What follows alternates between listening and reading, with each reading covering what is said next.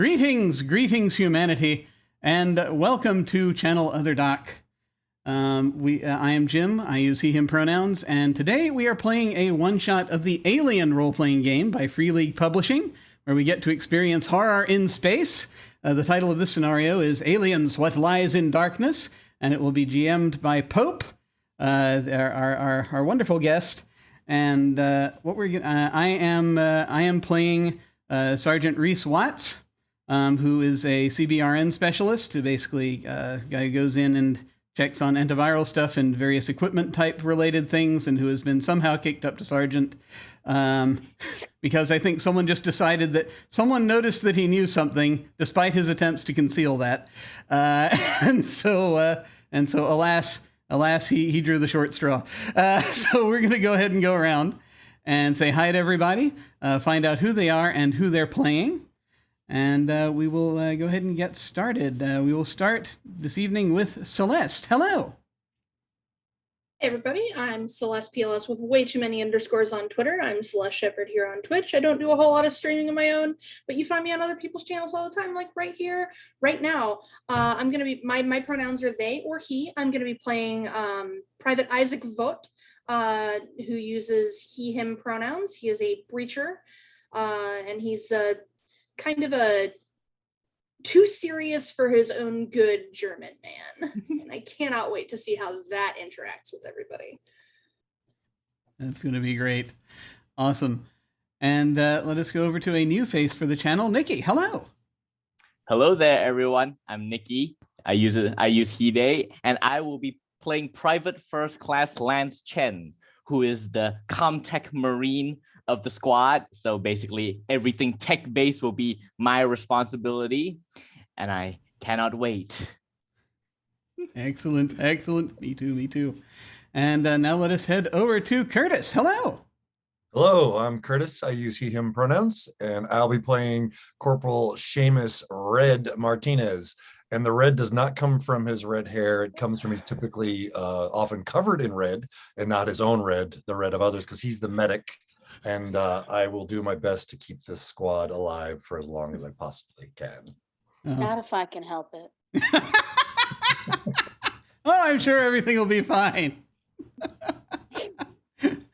Awesome.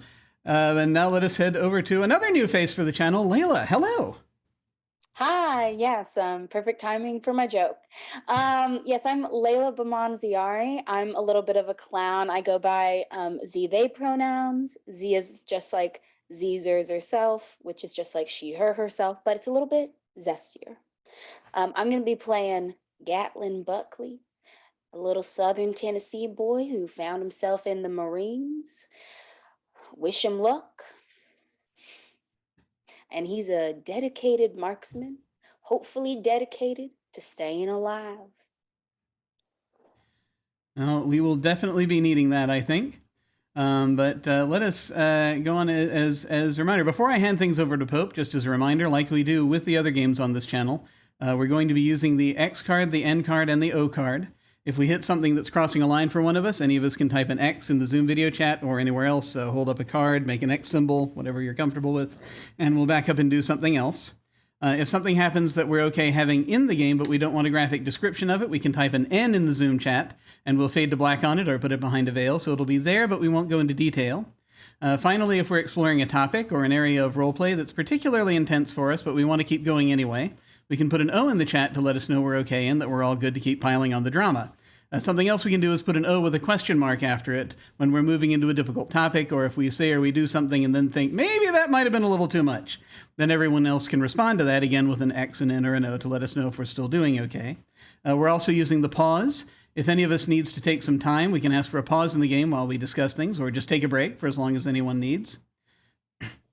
Just a few content warnings, as this is Alien.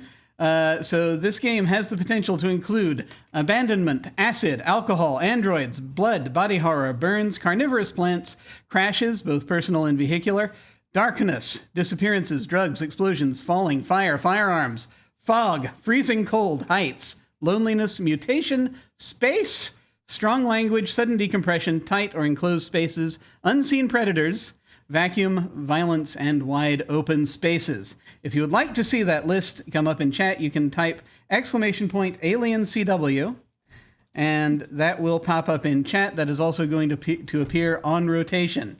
Like I said, this is Aliens. So this is a rolling list, and we might even be adding to it as we go, depending on what we stumble across. Also, please remember that we have an open door policy, which means any of us and any of you can feel free to step away from this at any time if we need to. It is just a game, and mental health is always more important. So, let us now hand things over to our GM, Pope. Hello! Hello, everyone. I am Pope. I lurk in all your screens, and sometimes your streams. And this evening, I am delighted to have these wonderful people here that I will guide through as Game Mother, because we have to be special here with Free League. I love them. And I will be your GM through this tale in the Aliens universe. We start out in the black, in the cold depths of space. We are at the fringes of the frontier, also known as the ass end by the USMC Marines. And we zoom in on a Conestoga-class frigate, the Ivanhoe. It is slowly rolling to life as it has just come out of hyperspace above a tiny blue-green microplane. And as the lights are turning on, we see a individual, tall, old gentleman. Face claim David Morse, for those of you who know character actors. As Bob is getting the ship ready for the awakening of its crew. And eggs are being cooked, cereal is being laid out in the mess. The medical suite lights are turning on. There is, surprisingly, aboard this military vessel, a jukebox in the lounge that is playing through the Rolling Stones' greatest hits. As we then cut over to the cryo suite, as we look past our motley crew, all gradually coming to and out of cryo. And now for the first rolls of the game, I want all of you to give me a stamina roll. See how well you dealt with cryo. Ooh.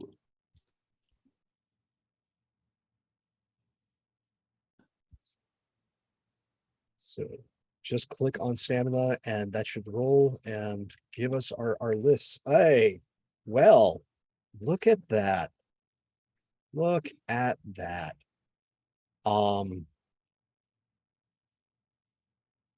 Like Red, you come to with absolutely no problems. A lot of you, Reese, Lance, Isaac, you come to, you're groggy, might have that bit of a you've been asleep for months sort of headache. As for our poor friend Buckley, whatever was left in your stomach has decided to say hello upon your waking. Shit. As Bob quickly comes over. I see you're having issues, Private. I will get a bucket. I'd mighty appreciate that. the large synth that you've all come to know and at least tolerate, brings over this gentle giant a bucket and glass of water and a few pills to help sail your stomach, as the wafting of breakfast, as it were, after being asleep for months, wafts through the air. Coffee has already been brewed, as well as cups of tea.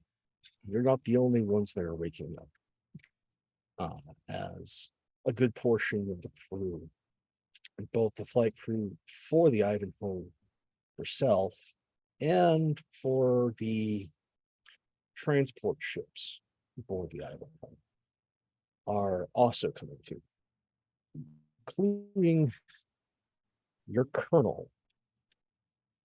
And that is Colonel Rafael Cruz, face claim John Leguizamo, is coming to. All right, Marines, get chow, and then we'll debrief. Buckley, get a shower. Yeah. And so you guys go ahead, get ready, go around. What y'all eating? We'll start first with Isaac. What you having? Oh, Isaac is all protein. All protein. If there's kraut, he's having that with his sausage. There is a very tiny, like Papa John's, like garlic sauce thing of kraut. It has been vacuum sealed and is served alongside your USMC bacon and eggs. So what's Lance having? Lance just eating like spaghetti with like bits of like chicken salad mixed in with it. But he doesn't really taste the food that he's eating at this point. They're just there to fill his stomach. All of his enjoyment comes from the coffee that he drinks, which is the best thing on the ship to him. And he's just chugging that coffee like there's no tomorrow. He's already on his third cup. What's Red having? Well, of course, when one wakes and you want to be as sharp as I am when I do awake, is you start with microdoses of no sleep pills. It's the best way to begin the day. I really find that helps you focus and keep your memories locked in tight. And I've been telling PFC Buckley repeatedly that when they wake up and they are nauseous, they should take a no sleep pill. It will help them focus. Sir, as we have seen someone who has taken the Aliens universe monster in concentrated pill form, Buckley, what are you having for breakfast? Well, normally Gatlin likes to have a big breakfast. It's one of the only pleasures you get in the hell of space. But after, well, emptying the contents of his stomach, he's gonna stick with some black coffee and force down some grits just to get a little bit of energy in him. Right. What's Sarge having? I think Watts is a vegetarian. So he is probably going to be having something carrots, something greens, something green and carroty, I think probably. So that's sort of with the possibility of a small amount of grain, but mostly it's going to be just whatever. It's baby food, basically. He's having baby food because it's deep space. This is how they store the stuff. He's having baby food. Well, You all are having your different breakfasts provided to you and also deducted from your salaries. Because yay, space. Hmm. And as you are wrapping up, hitting the showers, getting yourself ready, head to the waiting room where the colonel is already waiting for you. Good morning, Marines. Sir. Mission here is simple. This is recon. This is not force recon. This is recon. We are currently in orbit over LV 887, also known as Sebastian's Garden. It is on the ass end of company space. Plant holds the colony of Marin's Rock. It contains a listening outpost for missed jumps and a science facility studying the plant's native flora and fauna. There's a microplane. Climate is temperate jungle. Mountainous, relatively inhospitable, but they decided to plop a colony here despite that. The colony has been out of comms for over 3 weeks. Bob tells me the jump took us a little bit longer than usual, so it's been out of contact for nearly 2 months. Layla Yutani has commissioned us to report on the colony's status and secure whatever salvageable assets are on station. Now, based on orbital scans, the colony is operating on secondary power. Primary objective will be to get to the mains, turn her back on.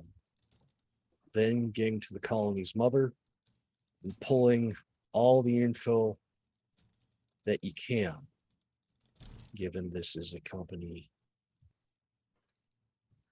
facility, that mother might be a motherfucker. In which case, pull the LDs. Pull every hard copy you can find. Secondary, if there is no contact with any hostiles, whether it is part of that native flora, fauna, or pirates, is to head to colony's security outpost, pull data there, and then head to the north of the colony to the listening outpost and pull what data you can find. Tertiary objective is survivors. Given that we do not know what precisely has happened so far, treat all survivors as contaminated. I apologize right now in advance, Marines, as you are all going to be hitting heavy decon when you return. Even the damn bird's going to get scrubbed. So, be prepared, keep them at distance. Yes, Red. Colonel, are we going to be issued allergy pills to deal with the plant life? You will get jabs before you go down. Excellent. Thank you. But yeah, no, I do not need an outbreak aboard this vessel. So if the survivors are in a proper state, keep them at distance, have them sit tight, if it is possible. I leave it to you, Sergeant, to choose whether or not to engage with any active threats, as well as fulfilling any secondary or tertiary objectives. Primary objective is all the company cares about and all I give a damn about. Secondary and tertiary, well, if we complete that, we all get a bonus. It's nice, but it ain't necessary. All right, any questions? Sir. Yes, Sarge. I put in a requisition to get more hazmats into the vehicle. Did they manage that, or is that not a go? Your extra hazmat is 1 additional. That's all we could get. All right, sir. Thank you. All right. Without further ado, once you are locked and loaded, you will be getting aboard the Foe Hammer. Captain will take you down to the secondary LZ because if there are pirates, I don't want them blowing up the bird. So you're not heading to the primary landing zone. You're going to be headed to just outside the motor depot. You'll make your breach through the fence, into the depot, and then into the column. From there, it should be a relative straight shot to the core. We'll be monitoring you up here, and the bird, once it goes down, will immediately dust off because I don't want her shot. Yes, Red. Colonel, pirates, you said? We are on the ass end of space, Red. Pirates happen. Pirate plants? If there is a plant wearing a Jolly Roger, it'll be the first time I've heard of it, but I won't rule it out, Red. Thank you, sir. Red, I appreciate your dedication to knowing everything you possibly can, but if you could let him finish, I would deeply appreciate that. Just a little concerned about plants. I think we should be more concerned about things other than plants. Okay. Oh, you need to forgive Red Buckley. There is some reports that some of the plants on this micro hellhole might be hostile. So keep an eye out for something that might sprout spores or something at you if you get close. You ever heard the saying, leave the 3, kill you and me? It's no joke. No joke. Sure. I don't find any humor in that at all. Nope. That's serious. If there are no further questions, Marines, you are dismissed. Right, let's go. And so you all get your kit and 1 extra hazmat suit. Which brings us to a number of how many hazmat suits? I have 1, so that makes 2. I Of think course, probably. Of course. Unless anyone else has it in their equipment. Absolutely not. I don't too. Just in case. And so you get aboard the Cheyenne dropship, also known by the USMC Marines as the Hellevator, the Foe Hammer. It is a VTOL style vehicle, and it is a rough ride down. Your pilot is Captain Vanessa, call sign Doom Torres, base claims as he beats. As you all strap in and go for a deeply uncomfortable ride.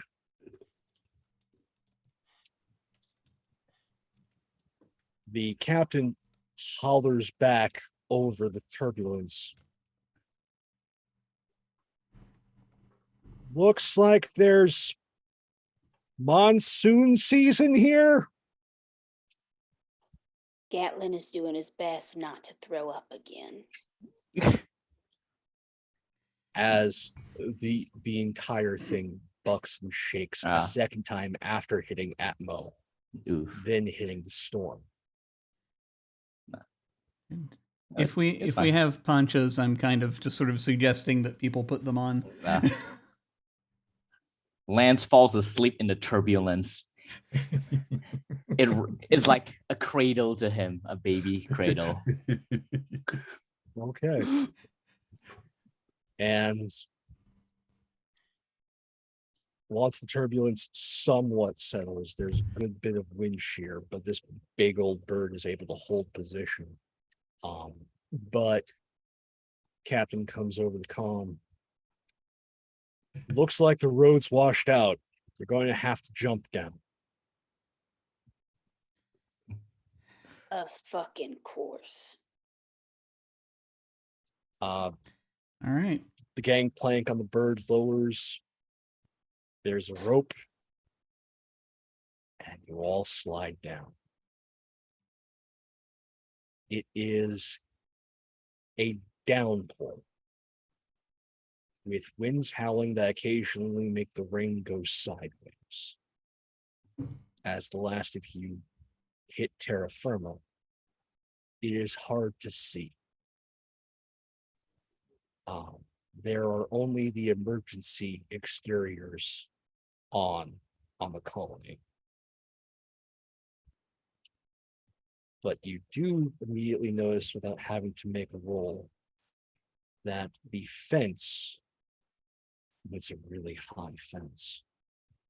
It's a really well reinforced fence, is open. Hmm. Oh, already open, Kind of yes. Defeats the purpose, huh?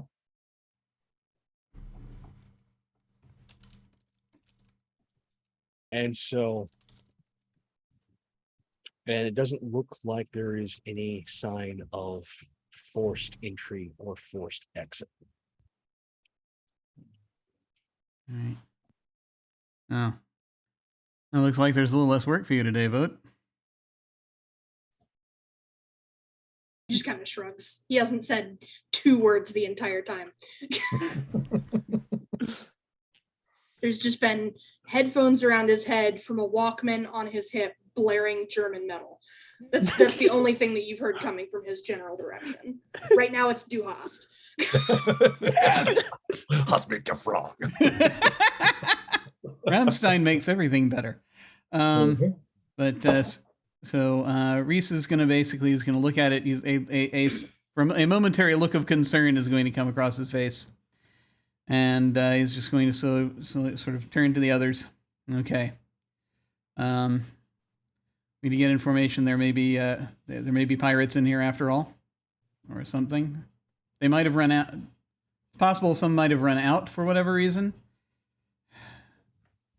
In this rain, we're probably not going to be able to find out a lot. Just looking at the ground, so we got to get in there. Anybody bring a motion tracker? Wait, let me check my. I do not have one. Yeah, I just sort of look at requisitioned one, Red. I requisitioned one. It just sort of sadly nods. Yeah. Now, Well. who needs motion trackers? It will be fine. Okay. Just do it the old-fashioned way. Keep your eyes open.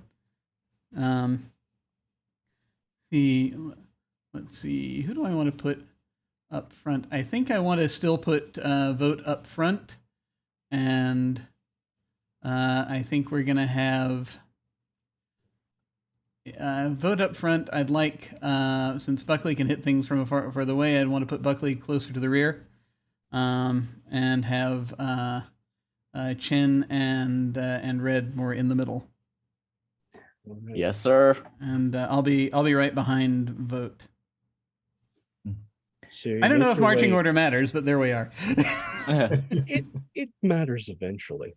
And so you push your way towards the facility. You notice that 2 of the garage hangar doors are also open as you get close enough to see through the torrential downpour. They do not look like they have been blown out or blown in.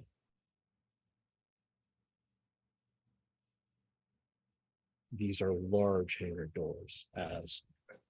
And You the can- only lighting we see is just a little bit of like emergency lighting, you said? Yep. Or no? There's Okay. the emergency exterior lights, which are floods. Okay. And then there is that classic aliens red lighting on the interior. As you come closer, you realize that what was likely in these two hangars as you enter, as there's two others, the other two hangar bays, are Daihoda 8x8s. These are heavy grade mining / farming vehicles that can be repurposed for dig sites, any sort of conventional and sometimes unconventional farming and excavation. And did you But say two they of are? them are Yes, sir. missing. Yeah, that was the question.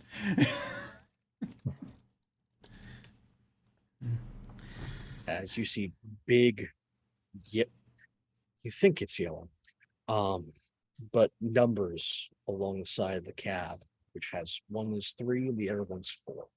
1 and 2 ones. There is also a few other vehicles within the motor pool. They have not been touched.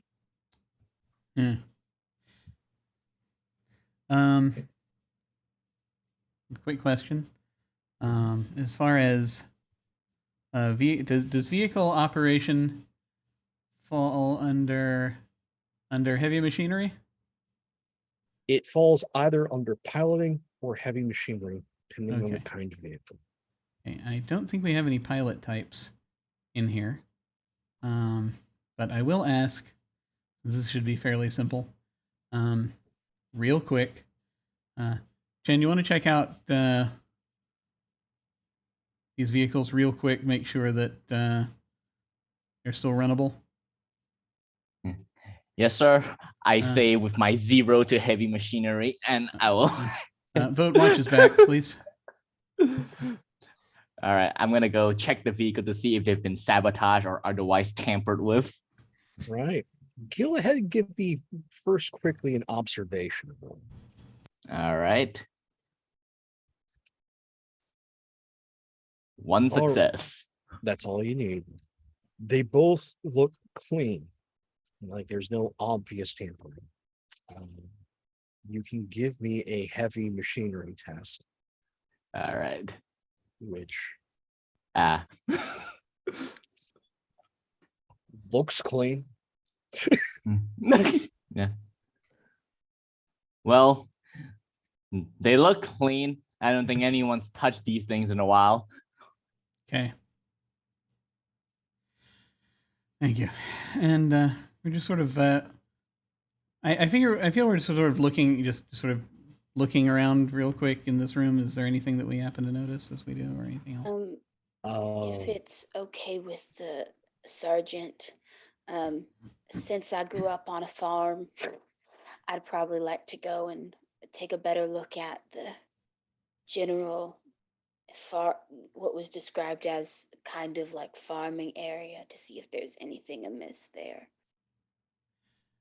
Yeah, we're gonna. Yeah, we want to get into the interior here. I thought I took a note on it, but it went away. Science facility checks out the planet. Yeah. No, wait, that's the next thing. Yeah. Where is the? How far is the science facility from here?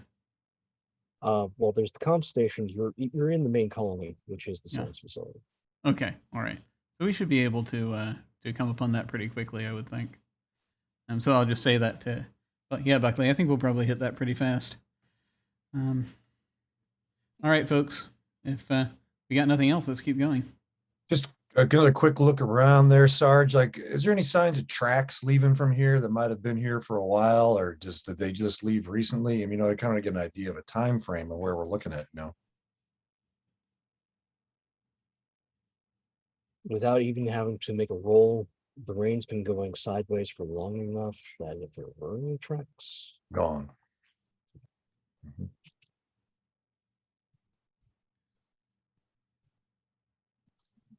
So you push further in. If it looks like everyone's ready, yeah, definitely. Okay. So you get to the door and it's unlocked. You go through, the emergency lights are on. There is a surprising amount of cold air here. So much so that there's a bit of a fog along the floor of the corridor. It is also, with the exception of hearing the slow click of fans struggling to circulate air, and the hum of those red fluorescences. There's no other sounds aside from you.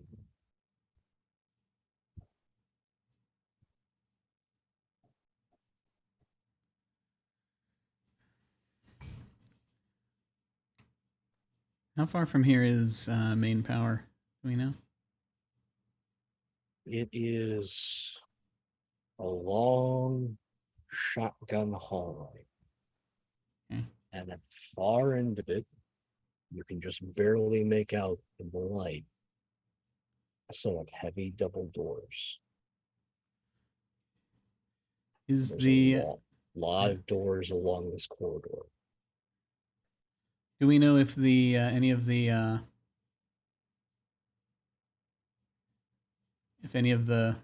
sort of access to any of the plant or farming facilities might be between here and there?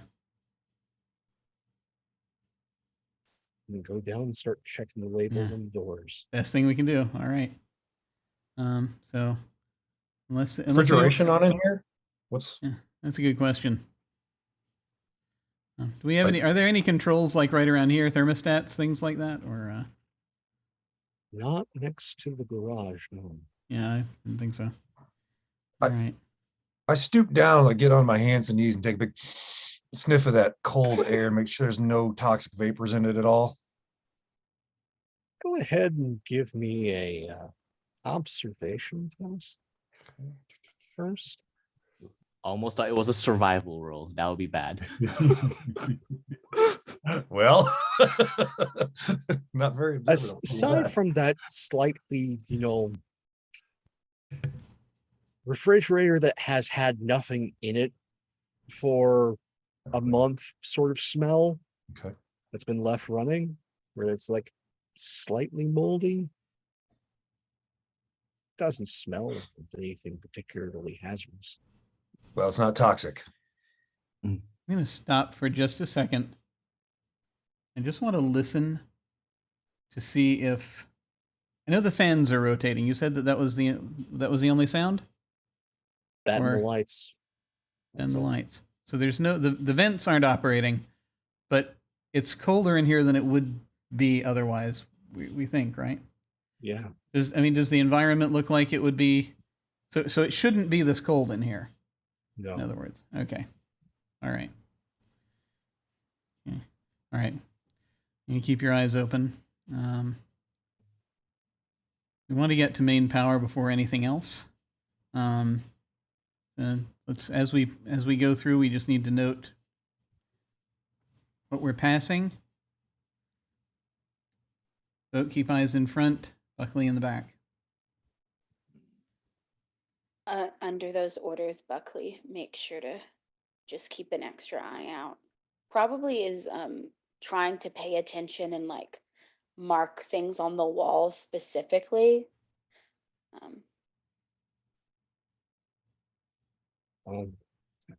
As you make your way down the corridor, you have signs on the different doors, some leading to different hab blocks, some leading to science stations.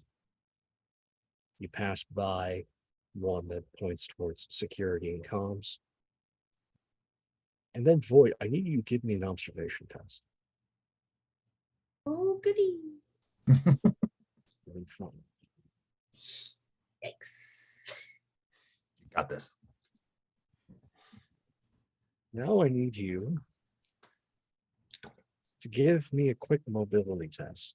Oh, Uh-oh. good. Wow, toxic. Can- These dice must be toxic. Okay. So, Voight or Soldier. So you don't necessarily go ass over tea kettle, but you do trip up on something. Something that was hidden by the fog. Shiz. Shit, Isaac. No. Oh. Yeah, I just grab onto Chen's back to stop him from falling face first onto the ground. Oh, careful there. And I just yank him back to his feet. Since What did I- I'm in the back, can I try to see what Isaac tripped over? Fog is heavy. You'll have to get low. I'll do that then. I don't like that. How suspicious. It's hard to see.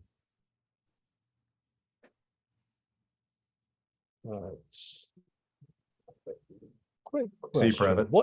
What? Do you have a flashlight of some sort on your equipment?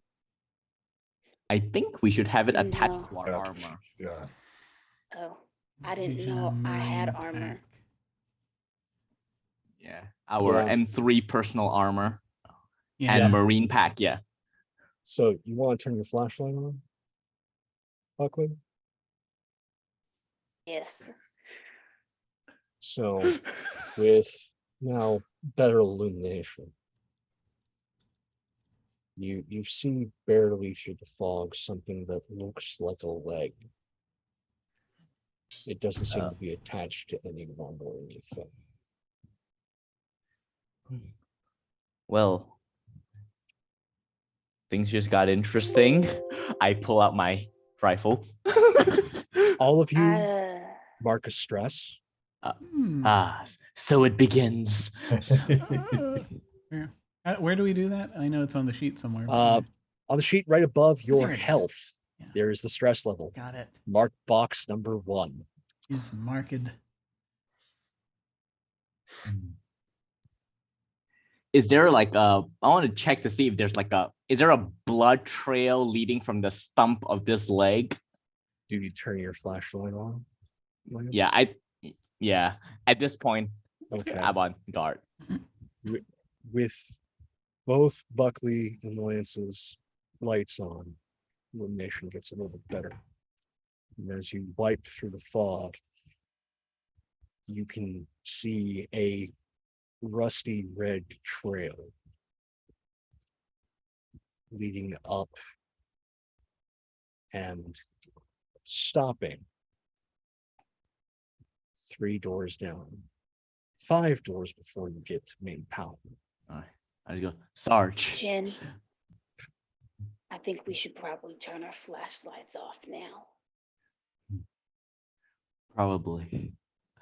I turn it off. But we should check that room, Sarge. Sounds like a good Wait. idea. Why is the leg off? Leave the light on real quick. Let me look. Okay, you can go ahead and give me a medical. Okay.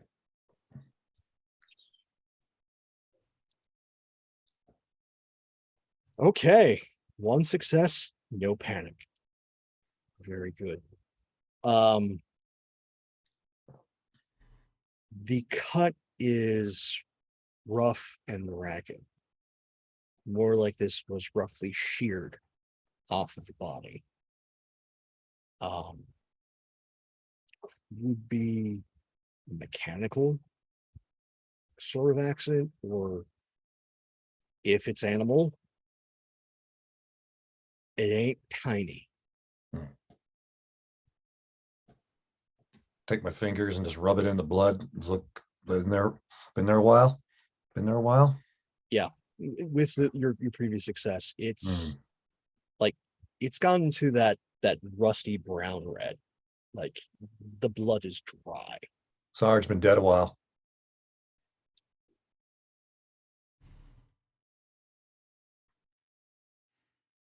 Should we collect it? I don't think we're quite at that stage yet. All right. Let's Just check. Yeah, let's. Not filling body bags up yet. I feel like we'll remember where this is. If things get to the point that we don't remember where this is, then we'll have bigger things to worry about. If you'll remember, we weren't told to collect any body bags. We were told to collect information. Yeah, that's our main mission. Bodies. However, I for one would are like to make sure information. nothing's going to come up from behind us while we're doing that. So we need to check that room out. All right. I will. I guess not by this point. I'm at the next to vote as we flank the door. And The then I door- look at this. Oh, sorry. The door is labeled biochem. Well, that's not foreboding at all.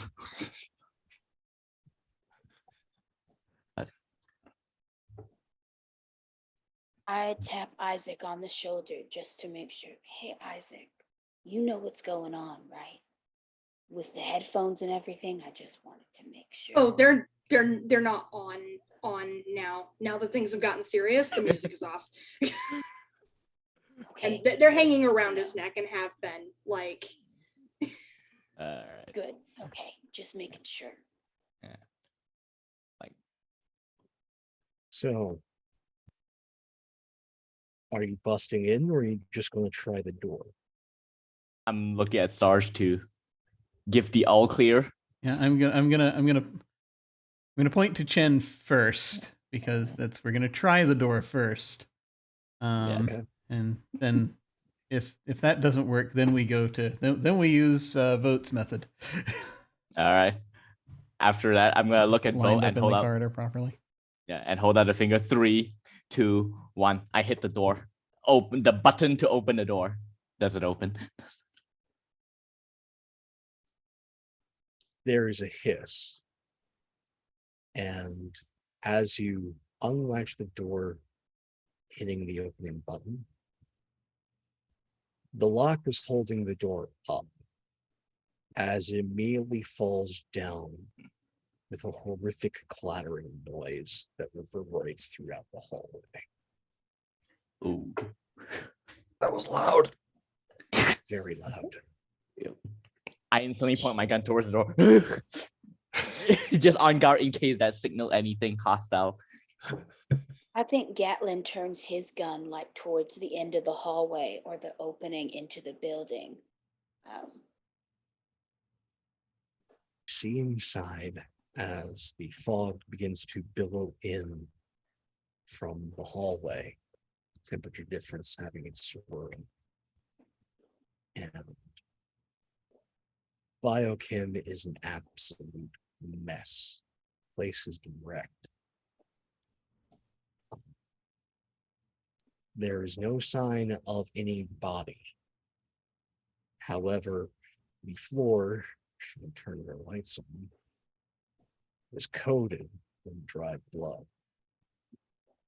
And there is a very large hole that is in the ceiling.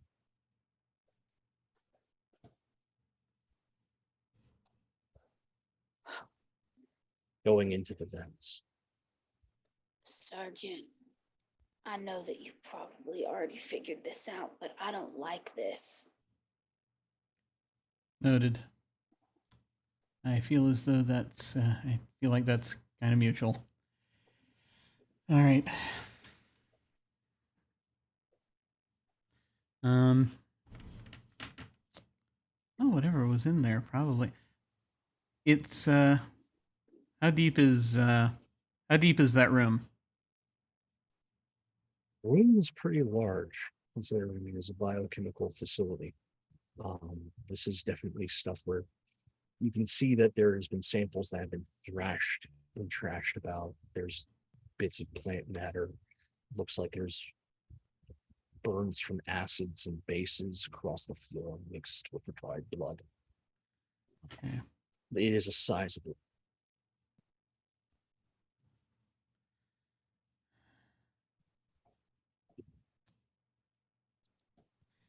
Anybody bring an Looks like- incinerator? As it happens, yes.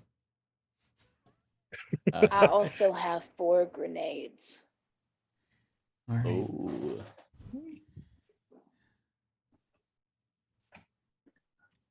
Just sort of will I will look kind of at the size of the room, just sort of seeing that there is apparently who or whatever it was has fled through the ceiling. But so I will say, all right, I'm thinking that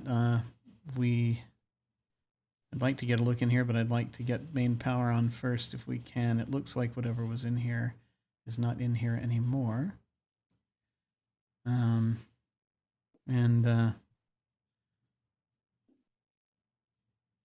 keep an eye back on this while we head forward, I think. If you want to get the power on, would that be in systems control? And it's ahead at the end. Okay.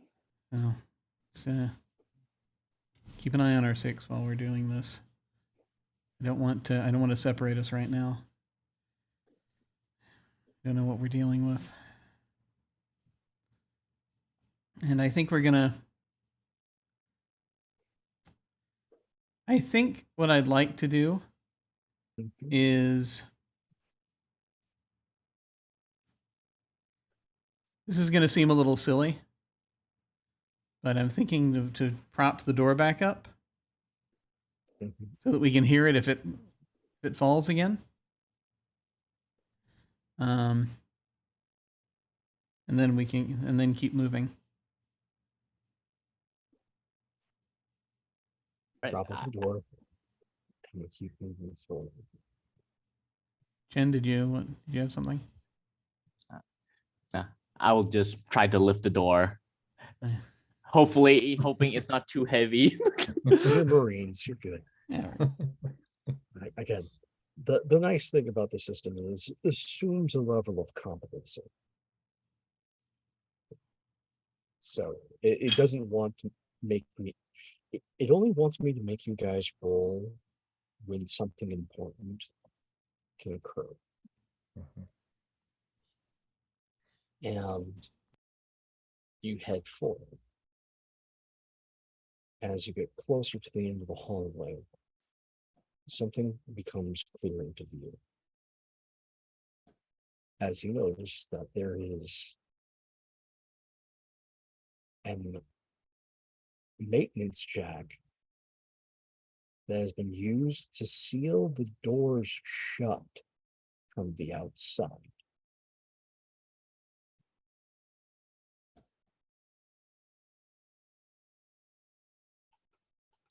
I don't think we're supposed to go in there. But if we don't, we can't get the power back on.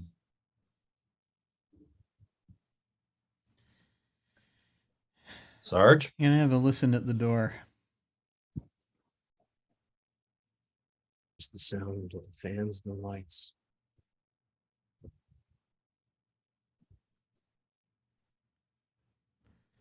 We've got to get the power back on.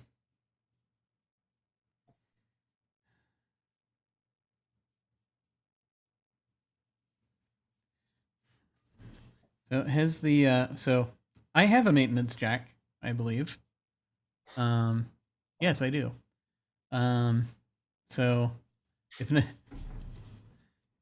You're Yeah. you're not under any sort of dire pressure right now. Yeah. So you can, if you want to, undo this maintenance jack and free it from the door. yeah, I mean it's either that or go through the vents. So I feel as though Not again. yeah, it's so early to go through the vents. Events. Yeah. So yeah, if they're unless anyone else leaps forward with like their own maintenance jack, I'm gonna go ahead and pull mine out and make use of it. This is that point in the game where it says this action will have consequences at the Yeah. top left corner. Later on. The The door will- autosave feature has kicked on. Yes. The alien Um, will remember this. So you remove the maintenance jack. The alien didn't like that. Yeah. There is a slight hiss from the jack. You're certain it's the jack that made the hiss. And I point my guy at the door as it opens. door just in doesn't case. open just yet. Take the safety off my grenade launcher. And do you try the door? Oh, this is collectively Chen and Vote's job. So Yeah, yeah. I'll step so up. if and if they're see. looking up to it, then I will step out of the Yeah. way and let them do it. Yeah, If they are I not, do then it, I but- will. Then I'll take care of it. yeah, And yeah. I'll do it first. Chen, I'll you trying the door? yeah. It's locked. All right. I'll just share a look with Vote first. There's a look of saying, not really sure if this is a good idea, but the Sarge orders it. I pull out my electronic tools and attach it to the door. I go turn to Vote. Watch my back, okay? And I start hacking the door open. Go ahead and give me a contact roll. Yeah, which I get a +2 because of the bypass talent. Mhm. I pass. You get a success. The electronic lock disengages. The door doesn't open. Okay. Ooh. I give a look to the Sarge as I hover my hand over the button. Well, no, like you did everything to open the door. Door Oh, still okay. remains locked. Something is behind it. Why does it open? It In or out? opens away from you. It opens Okay. into the facility. Let's give ourselves a little space. Just want to pull so that we've got room to maneuver if we're about to fight. So but it's down to Vote. So we'll pull Chen back and let Yeah. Vote do his thing. We're talking explosives right now, right? Well, Or are we talking what do like you? ramming yeah. into it? Because if it opens out, I feel like ramming into it isn't gonna. No, it opens into its facility, not Oh, towards okay. you. Well, in that case,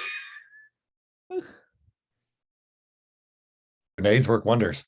Well, what Vote? How are you going to open? no, this we're not door? doing grenades yet. No, it's too early for explosions. Vents, explosions are all off the list. No, I'm just gonna try and like pure strength, just get it open. Okay. Just ram into it with my full force. So this is going to be a strength test, and I am going to tell you right now, you are at a -1. So -1 die. Mhm.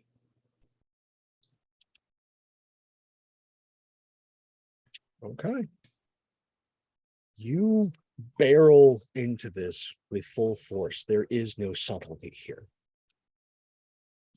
But the maintenance jack that was on the other side of this door buckles. And you smash the doors open.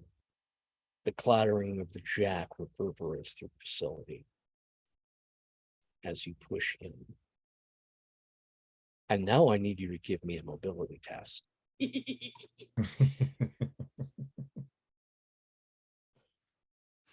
Oh, Yay! So Back that of the does game. not succeed, thanks to our little friend. I need you to give me a panic test, please. oh God. Our breacher 7. panicking from kicking a door open. Mhm. Doors. The eternal enemy of all adventurers, doors. So we will go down to the handy dandy chart of panic. And that is a 7. Nervous twitch. Your stress level and the stress level of all friendly PCs in short range of you, which is all of you, Oh God. goes up by 1. Okay. As though you manage to actually, in barreling through, the first 2 steps are fine. It's the third step that you actually end up tripping and you fall. Your foot hits something really, really slick. And you go skidding across the floor. Oh, Vo, you all right? I step closer towards the door as he falls in. Yes. Of course I'm all right.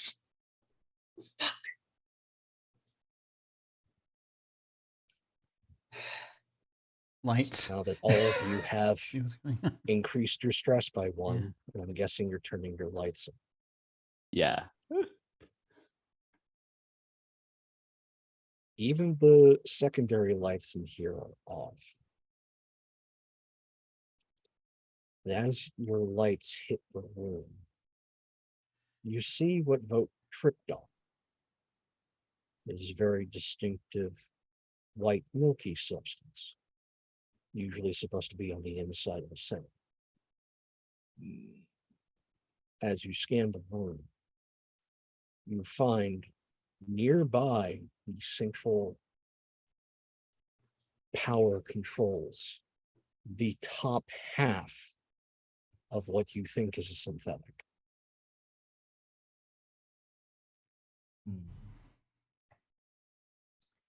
Hmm. I'm gonna go up to it and try to see if I can wake it up. Don't fix those. No, but Chen has the tools to wake it up. Yeah. It's a Comtech roll, right? To bring a Mhm. synth back. All right. I'll turn to the Sarge. Like, should I do this? Yeah, we need to know what Alright. happened. All right. I will approach the synth, pull out my electronic tools, and get to work. All right, make that While contact he's roll. doing that, can I actually tie it? I don't know if it can't go anywhere, but can I tie its hands behind its back? Are you serious right now? Well, just in case it tries to throw swings, it was just through a traumatic incident. I don't think it's a horrible idea. I just rolled double ones on the 2 stress dice I have. So that is a It's- failure. All right, panic. And- It is. And make that panic roll. Oh, I think that's a good thing. 4. So even with that is quite good. Yeah, that is quite good. So in this case, you are keeping it together. Barely. As the stress of the situation is getting to you. I have a quick important question. Mhm. Who does this synth look like? Oh, Does this it look? synth? Yeah. Because if it looks like Michael Fassbender, we may have a problem. Oh no, Oh, no. I No. wouldn't give away quite such a hint. Oh, okay.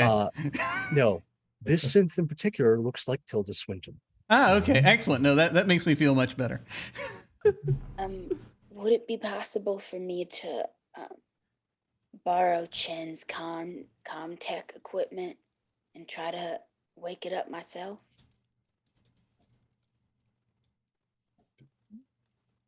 You used synths on the farm?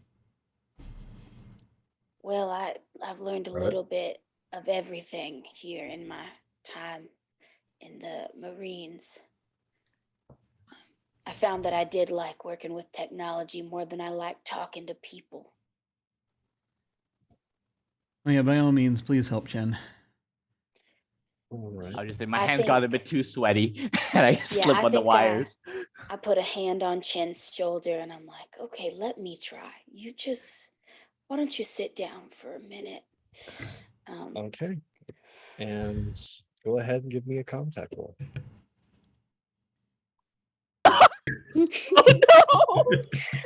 think it's That because is she the looks same like roll. Tilda Swinton. We're all getting very nervous. Um, I got nervous. so go ahead and give me another panic roll, please. Oh God. 7. Nervous Oh. twitch. So all of you increase your stress again by Yay. 1. We're not even fighting an enemy yet. Sarge, Yeah. should I start breaking out the tranquilizers? Not yet. Nope. Keep, Okay. keep them on standby as- though. I'm ready. Now both of you have tried to wake the synth with tools that Chen was issued, but it seems as though this synth needs a lot more work to get it back online or to even pull the data off of it. So the damage has been extensive, and your skills, while solid, between the stress of the situation and the distress that the synth is in, it's too much for you to be able to deal with right Gatlin is pretty frustrated, so he just goes, Chin, your tools are fucking broken. My tools are fine. Whatever. And I hand them back. I take it away So a bit before you- angrily. So before you is a broken synth and Right. the terminal to turn the main power on. All right. We'll want to. Oh, all right. So. Chen. Come on, Chen. I will go with Chen to this terminal to start Mhm. looking at turning the main power on. All right. Right? I want to take a quick look at the This is ceiling. a Is there not a heavy- hole up there? Not that you can see with the current light level.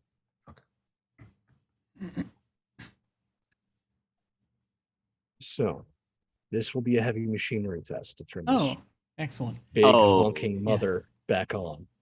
This is Zero why heavy I'm. machinery. Yeah, this is why I'm doing it. All right. I will In part. I'll lend the Sarge my Yeah. assistance. Yeah. I'm- Okay, so you I will let you assist in this instance, even though you don't necessarily have the skill, and give the Sarge a +1. So you get an extra die Okay. there, Sarge. I think I click on the modifier query thing, right? To activate it. So that it'll ask Yep. me. Is that how that works? We'll find out. I'm going to press this button. And it asks me for a modifier. Excellent. I'm going to just put in a 1 because I think if I put +1, that'll confuse it. Mm-hmm. Let's put it on, and then Ah, excellent. oh dear. Oh no. So go ahead and give me a panic roll, please. Excellent. My first panic roll. I'm so excited. Where is that? Panic There it is. There's right a next to button. initiative card. Got it. Yeah. 7. So you twitch for a second. I have- with stress getting to you. Let me just check. Yes, it was applied. Okay, good. I have nerves of steel. It apparently did not do as much as I might have hoped. So everyone gain additional level of stress Yay! Oh god. as things are beginning to ramp up, as the technology here, degradation of it being over a month is getting in the way of what should be a simple task.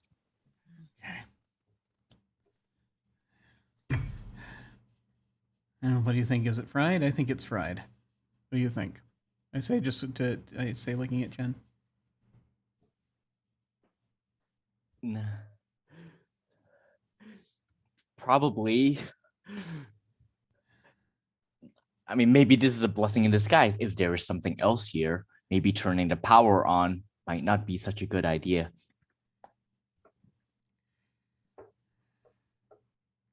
Okay.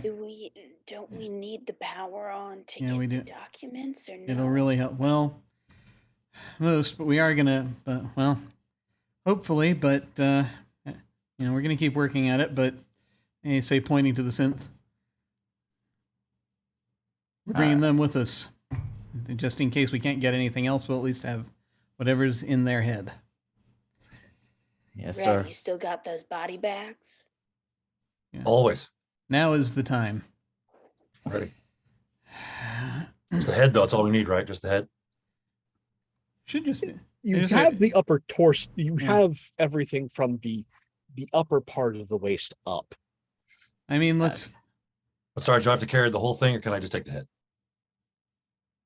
If we have. Okay, hang on. If we really only need the head, right? Does that's the thing? Usually, the more intact The more intact it is, synth the better. is, Yeah, it- synths are all kind better. of. Synths are complicated. Just don't get 'em. just I grab don't just understand grab how they what's work. there. Just All right. please, All right. please, Red, all right. please. Stuff it in the bag. Okay. I got And drinks. I'm going to look What do you around need, real though? quick. Yeah, give me a minute.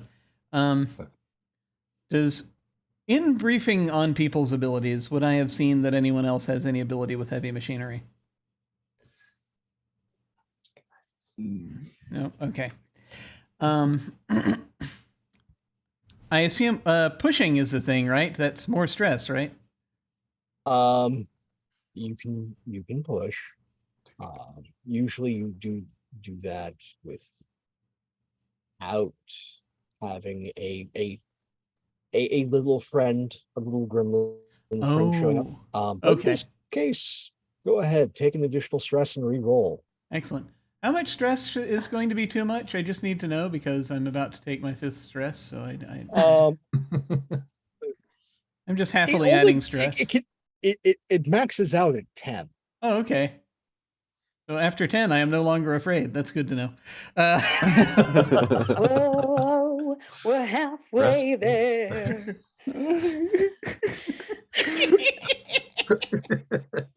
All right. I'm going to Are try we this. winning the game? Oh, no. I'm going to try 4 pressing. points is good, right? Okay, you're gonna try and try turn- pressing heavy turn- machinery again. Yeah. I'm just going to ask someone to just keep the light steady while I Okay. try some sort of Hail Mary thing on it. I can't watch this. And pressing the button. Okay. Oh, thank God. Good news. Well done, Sarge. There's a You reason get why the you're in fusion reactor charge. to kick back on.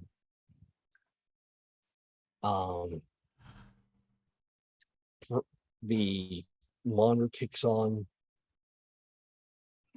says everything is operating at nominal. And then you hear a series of noises as blast doors throughout the entire facility, anything that goes to the exterior, slams shut.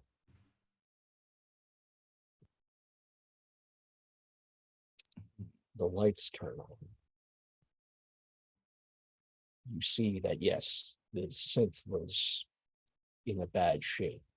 You could see the milky trail of its innards going outside the door into the hallway.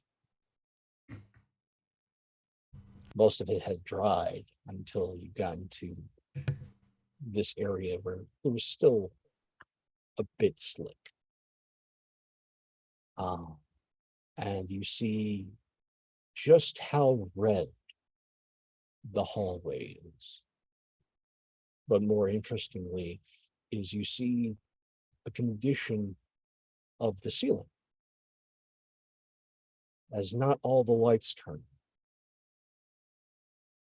There are areas where the lights have been punched through and into the upper vents. Large holes. And that's when you hear the scuttling. And that's where we're going to take our break, folks. Oh Ah, boy. excellent. Excellent. Well, this is this. I'm sure it's fine. I'm sure everything's going to be just fine. This sounds very delightful. Um, we This have. game is really reinforcing my hatred of the color yellow. Oh no. Yeah, Ah. that definitely happened. I can't believe we're all panicking before we even encounter the enemy so many times. This is exactly like my experience with Alien Isolation. As soon as I boot the game up, I am stressed. Excellent. All right. Well, we're going to take a quick break. We have we recorded a little thing, a little interview type thing, to place in this game, which you shall see presently. And after that, we'll be back to have even more fun, happy times with our new friends in the ceiling. See you shortly. Welcome to the break. I have Pope with me here today. Greetings, sir. Greetings. We're here to talk a little bit about the Alien RPG, and it's a game which it is entirely possible you may be seeing us play right at this very moment. It is something that we decided to sort of dive in on, and so I thought I would have you on for one of these break interviews just to see just sort of your thoughts on the game in general. So the first thing actually I want to ask about is what is for anyone, I mean, in theory, people will have been watching like an hour or so of us already do this. So hopefully they already know what this game is. But in case someone's either arriving late or has just not been catching on, what is this game? This is Aliens. This is put out by Free League or Freeslagen. And it is the franchise that won't go away, Aliens. This is their RPG. And I must say I absolutely love it because it is tailored so well to the subject matter at hand. It really allows you to have that tension that you want out of that setting. So no, that's what the game is, and I am so happy to be playing it. Excellent. Well, what drew you to this game in the first place? As is probably going to go a lot of times with this conversation, watching Laugh Love Lindy and their game. Definitely look them up on YouTube. Catch all of those wonderful, wonderful episodes. Because, one, I'm a fan of the franchise, but two, that particular long form, unlike what we're doing here with a one-shot, shows the versatility of the system and the durability of the system. So it's just like, oh, I can do all that with this? Sweet. It's like, yes, give it to me. I finally caught up on that AP, and because I try to catch it when I can, but time, schedules, life, etc. But I went back and I binged up to the present. At least I hope it's the present. And it's just freaking amazing, just what they do with that.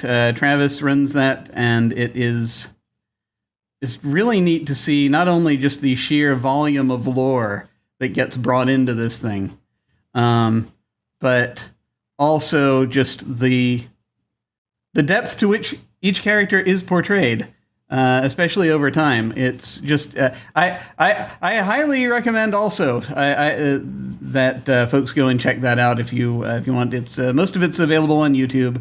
Laugh Love Lindy on that channel. Go and look for that. But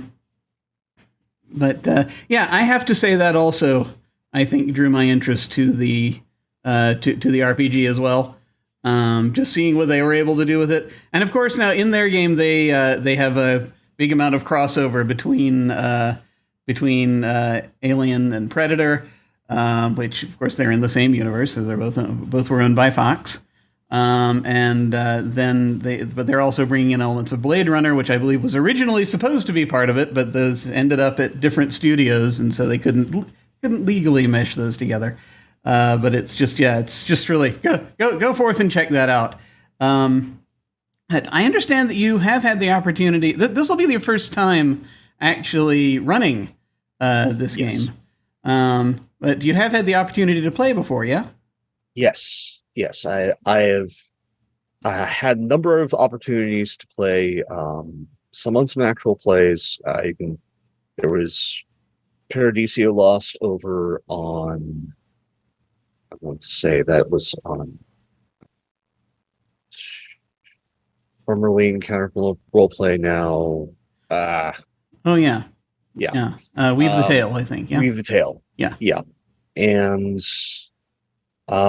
no, it's a fun game to play because it's succeed or fail. And depending on if you're a synth or not, you can push. So you get a chance to reroll because the system focuses on 6s on a d6 being a success. That's what you need. That you just need that 1 in 6 chance of success with pools of dice. And as a human, if you can choose to take some stress, which is a beautiful mechanic, to push and get a chance to roll again. But as you ramp up your stress, you ramp up the chances of you having a moment at the most inappropriate time. And that really feels like it exceptionally captures what it is to be in a horror story, let alone this particular style of horror story. And having played a synth, it's just succeed or fail. You don't get to push. You just get to be better at certain things. That's it. You're beyond human, but humanity has second chances. You don't. And so that also makes for a really fun style of play. And having that interact and be part of the world is a beautiful thing to see. And that was that a campaign that you were playing in, or was it a one shot? I came in halfway through the campaign with Paradiso Lost. They had already established. It was a very interesting game. They came into a colony had gone awry. It's a trope. It works. And a group of colonial marines were sent in for retrieval. That didn't end well. And then they cut back to this before the incident occurred and played the colonists all the way up and through to when the incident occurred. And so the end of the campaign was the start. Nice. And it was a wonderful thing to be a part of. Some fantastic and some fantastically awful characters. That is the other beautiful thing about the setting is, especially when you're not necessarily playing the Marines, when you're playing just the normal folk, this is a chance to, within your session 0, if everyone's okay with it, play some absolutely terrible humans that are going to get their comeuppance. So it is not quite playing quote unquote an evil campaign, but it is a chance to really sort of flex those character muscles and play someone who isn't necessarily heroic. So that's wonderfully therapeutic. And then with the Colonial Marines, book that came out for the setting, because you have the first you have your core book, and then they come out with the Marines book. You can have that second part of the story from the second film of that camaraderie in the face of horror. Not necessarily being big damn heroes because you're on the back foot. You are the underdog in this, as you should be. And no, you get to have that sort of harrowing experience. So one of the things like Weird Wars can do. So you get that feel, and so you have almost like multiple games in one between these two books, which is also just fantastic. Excellent. Would you like to talk a little bit about how you approached playing a synth? That was a lot of going back and doing some good old character work. I have to say I was inspired by another actual play over on Loading Ready Run, their Dice Friends channel. They did one where Cameron was running it, and it was an all synth game. They were all synths. And seeing the different interpretations, plus what is already extant within the media, gave me a lot to work with. And also it was a chance for me to dig into the lore and throw some things out, because there's multiple synth producers. It's not just Wayland Yutani. You also have Seegson, and you have Hyperdyne. This is another one of those things that was supposed to be a tie-in. Cyberdyne Systems and Hyperdyne are supposed to be one and the same. So you also have elements of Terminator in there.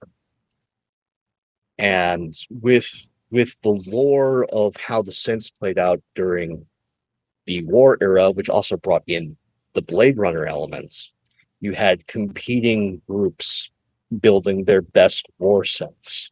And then after that happened, they all had to be decommissioned or repurposed. And so having that in the back pocket of the lore and bringing that to the fore of like, okay, so I'm going to play one of those reprogrammed ones. So I have like, there's all this combat coding in there, but it's been locked away. But how long has the synth been working, and what is going to happen when that synth gets competing orders? What's going to happen? How am I going to break down? And playing that was fun. Well, that is actually a revelation. I didn't realize that they had also thrown Terminator in there. I think I had suspected it because at some time because I had seen Dark Horse comics that had crossovers with Terminator and I think the Alien and what have you. But I didn't realize that was actually based on a thing at a creative level that was going on, which does make sense, actually, given the James Cameron of it all. It's again, Hyperdyne and it's not far off. No, dear goodness. And no. if you read into the lore, again, the comics and the novels really flesh out those worlds. But I will say the comics get around. Come on. Alien and Predator have been seen in Archie comics. Go and look those up. That's true. I'd forgotten about that. It's a weird thing that for some reason I'm only just now catching up finally on the more recent movies in the. I say movies in the Alien franchise, but I mean it's Prometheus is sort of a precede Covenant, and I just saw those two finally. Mm-hmm. So it's like so I've seen them all, but it's like took me a while to get up to them. But for some reason, and I to this day do not understand, I always have to see every Predator movie that comes out. I don't understand it. It's just a thing I have to do. Certain people have certain media compulsions. I understand. Like everyone has that like one franchise. For me, it's Hellraiser. There have been a lot of bad ones. Let's be fair. But when the next one comes out, I'm gonna have to see it. I have to. An obligation. Mhm. Sunk cost fallacy. We're right there. Fair enough. Fair enough. No, it's just I remember just sort of sitting there. The first production I ever worked on, first theater production I ever worked on in college, I was a stagehand, and every night I was sitting back there reading a Predator comic book, and thus my reputation as one of the strange theater freshmen began. But thank you so much for coming and hanging out for this and talking about it. Folks watching this will probably also be getting this information again in a little bit, but just in case, say someone has to run or what have you, if folks want to find you online, where should they go? Pope World Build on Twitter, Pope World Build on Twitch. You can find me in those places. Definitely follow Twitter for all the stuff that I am doing currently. I'm on a number of channels and will be, it's coming fall, knocking on wood. Continuing on with more projects. Definitely keep your eyes and ears peeled to places like Practical Orthesmophoria, Frost from Fire, Black Cats Gaming, Wandering DM, for future Pope sightings. Excellent. So keep your eyes peeled. All right, I'm going to go ahead and toss things back to, well, us. So do take care, folks, and we will see you all of a sudden.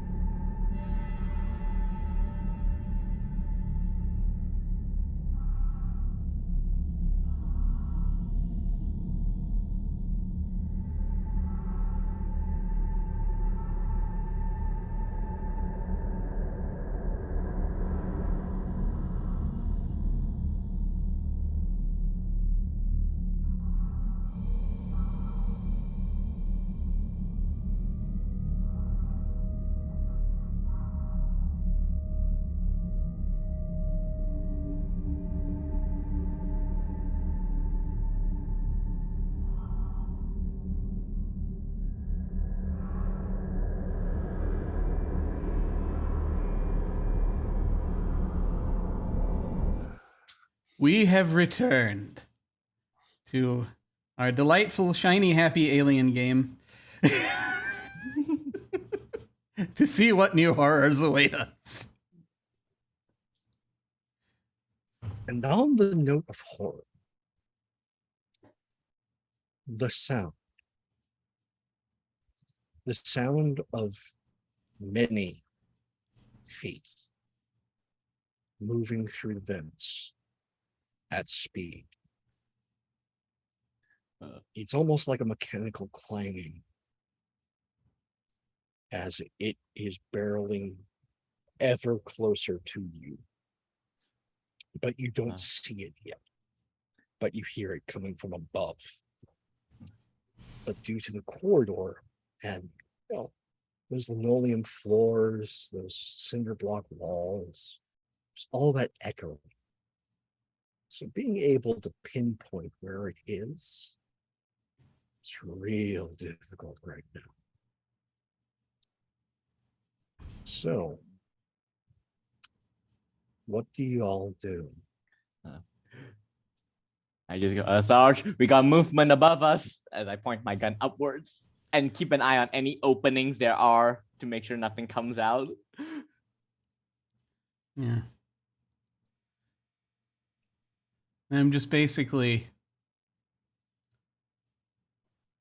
it's like it's sort of reverberating all over the place, and so it's hard to really figure out where it is or if it's coming out. Does it sound like it's getting closer?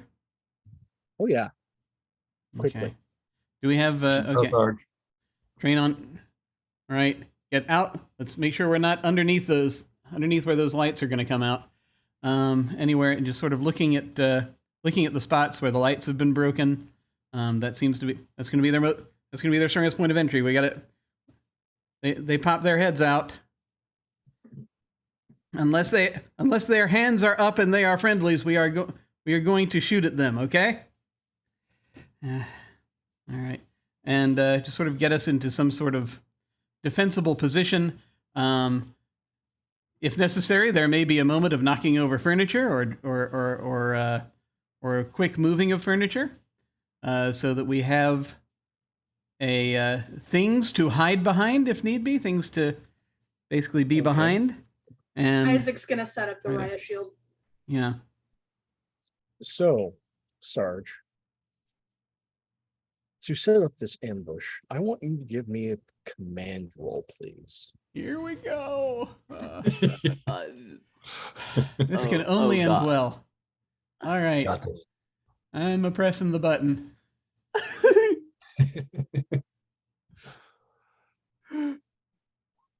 Oh, thank God. Okay. Nice. Stress. Thank you, Stress. And so you all are ready as the last broken set of lights in the hallway. You don't see all of it before you start pulling the trigger on your guns.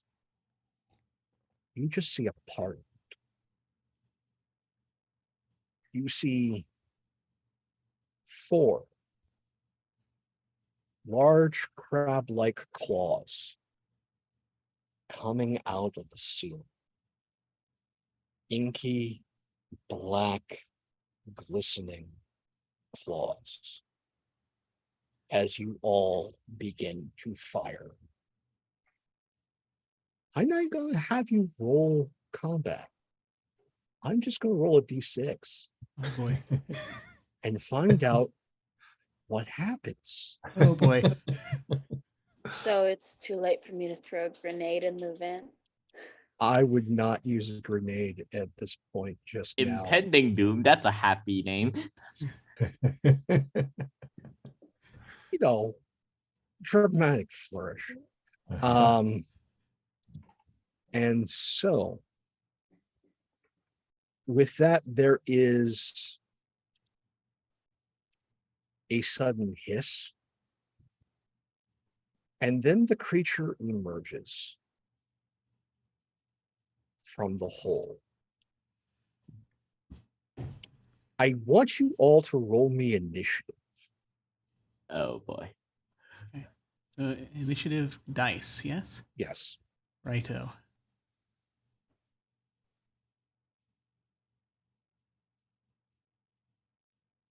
Okay.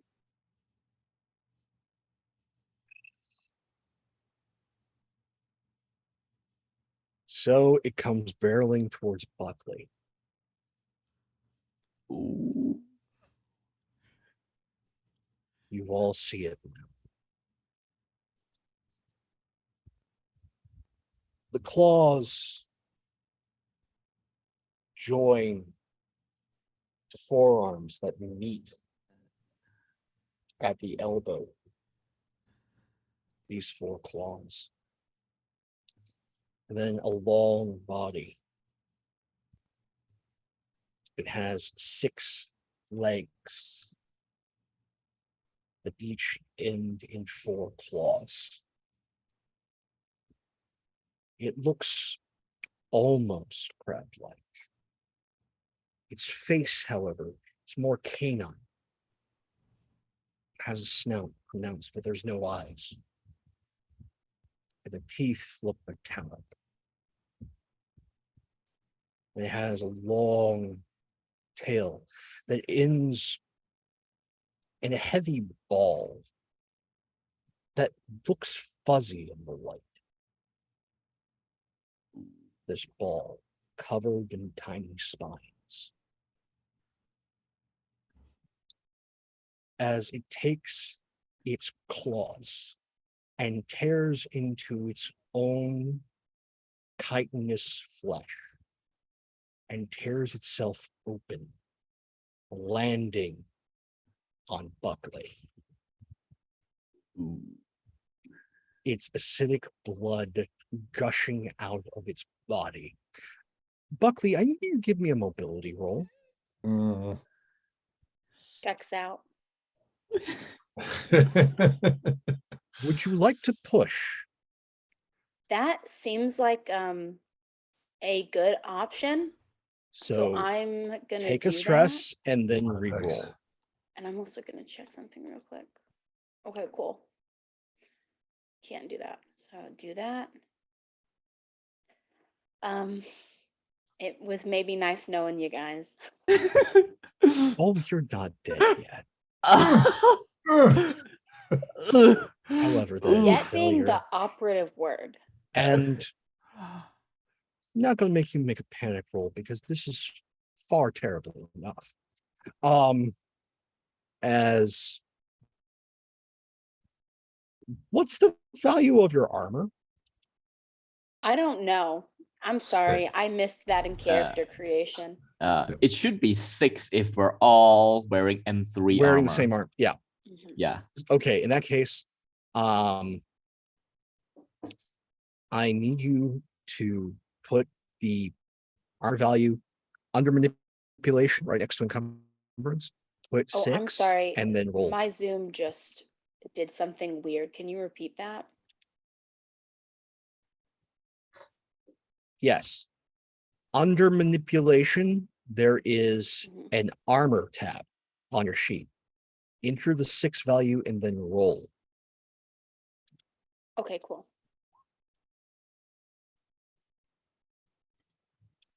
Oh yeah, I don't think you put the number yet, so it Did didn't you roll. put in Oh, there we number go. 6? I just need to refresh it. Okay. There we go. 2 successes. So that reduces the damage that you are taking by 2. So of the 5 acid, you only take 3 damage. So mark 3 on your health track as the acid sprays your body and this corpse. I'm not going. You're already taking enough. You manage to continue standing as it smacks into and bounces off of you. It's acidic blood hissing and eating into the floor.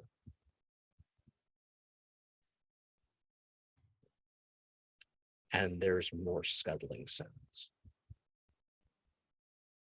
What do you all do? Ken is just going, I what think the fuck? now we leave. What the fuck is valid? There's probably a fair amount of that. Probably a fair amount of that. Oh, also, since you've all seen this entirely alien being, take another stress, please. Oh, God. Out of 10. Is Buckley still like how rough is Buckley? Buckley looking? Buckley's looking rough. As the burns splashed all along the torso. Eating into the armor. I probably started screaming and then realized that was bad and like am literally biting into my own hand and making myself bleed to get myself not to scream. Who is okay? So this thing is continuing to attack to try to get No, Buckley. it tore itself apart, hit Buckley, bounced off Buckley. Is now sitting in a pile on the floor, eating through the floor. It's husked out corpse as a kamikaze Buckley after being barraged by your gunfire. Oh, okay. And you hear the sounds of more scuttling in the vents. Okay. What are we doing, Sarge?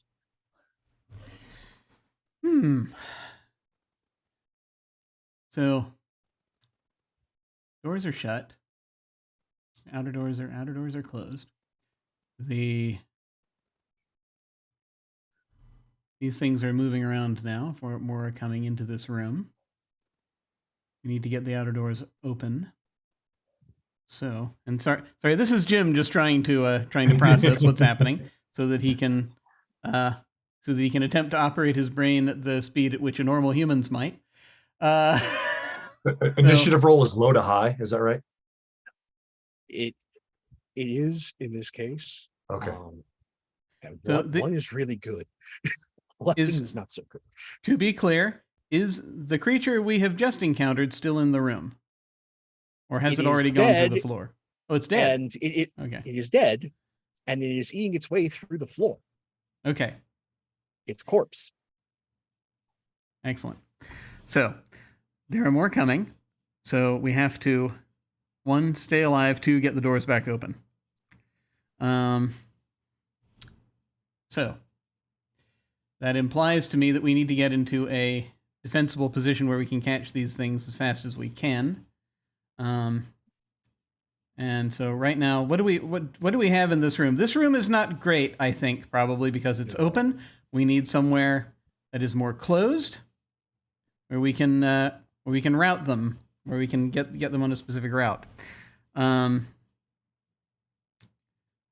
assume that the first step is getting out of this room. Yeah, getting out of this room is gonna be the big one. So we can either go backwards or we can go forwards. Do we know what's forwards from any looks at the map or what we can see down the hall? So you're in the power core is the central hub of the colony. You have the way that you came, and then there's branches off from either side, and then one that continues to go north. Also, at this point, you hear a hissing and then a thud sound, as there's now something that wasn't on your briefing. Apparently, there's a floor below this one that just opened up. Good to know. Wait a minute.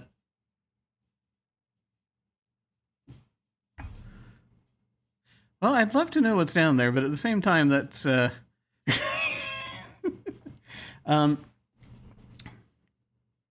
important. I mean, just jumping down into nothing isn't going to be a good idea. What part of this, just from what we've read, do we just off the top of any head available? Is what part of this place do we think might be most flammable? Flammable. There's a number of flammable items in the motor pool. There's a lot of gasoline there. There's, there is a chemistry lab in this facility that's probably got a lot of things that will go whoosh. And then the medical bay, which will also have other things that can go whoosh. Okay. Of those, off the top again of head from having read the map, which one of those is closest? Med bay. Med bay. Awesome. Also, especially double duty. Someone just got hurt. I'm going to just turn. I'm just going to say med bay, and we're going to start heading in the direction of the med bay. This is going to be a group roll. So one of you gets nominated to roll mobility. Choose wisely. I highly recommend someone other than me do it. I'm taking myself out of the running because I have 6 stress and 1 mobility. Not it. I have 4 agility, 1 mobility, so that's 5. Anyone higher than that? I do have 6 then because I have 5 agility. Oh. But I also have so much stress. I'm so likely to fail this. I mean, you never know. Sounds like you and me are in the same boat there, Nicky. So private cocktail hour? Is it cocktail hour? I'm ready. I think cocktail hour needs to happen once you get to med bay. Yeah. But first you have to get to med bay. I'll do it. Okay. I believe in you. Okay, If Buckley. no one else seems to want to do it, here we go. I'll do Yeah. it. I'm at 4, but Oh, then no. somebody got- Makes sense. Okay. You know what? Since we're about to be in the med bay, I'm gonna push. Okay. Take another stress. Roll again. Oh, that's so much better. And it's worse. Okay. I mean, both of them were gonna be failures. So here's what's going to happen. As these sort of failures, the wonderful thing about this game, folks, is it states that the failures are a time for narrative control. So you are all competent USMC Marines. You are hoofing it to medbay. Get to medbay. And there is a mechanical jack on the exterior of the medbay door, locking it shut. Okay. What do you all do? We're locked out. What's the next closest? Because I don't think we're going to have time to mess with this necessarily. Next closest, if you run real fast, would be the chemistry lab.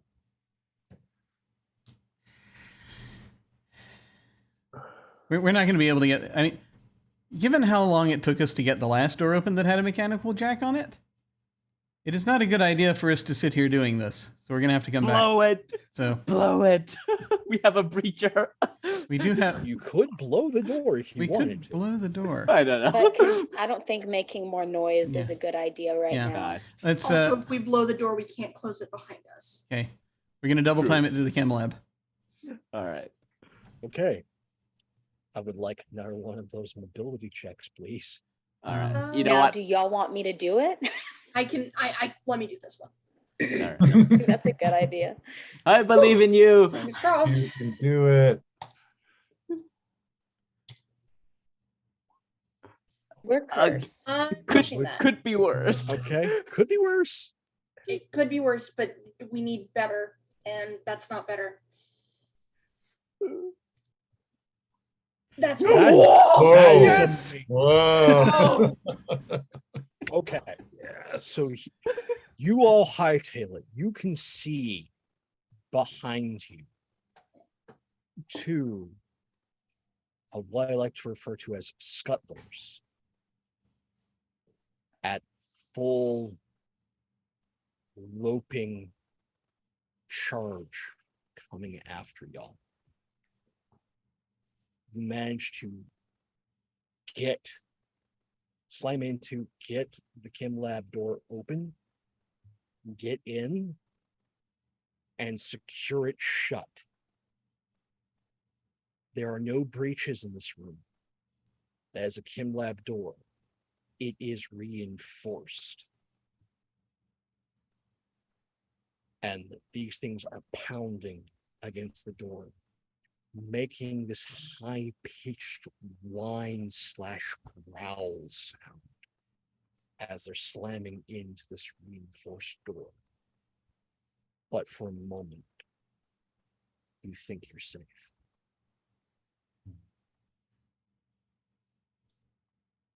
Okay. First order. Red. Ready. I would like all the drugs you have. Like, I look over at you, doctor first, and I just inject myself. Okay, Red, you're tracking yourself?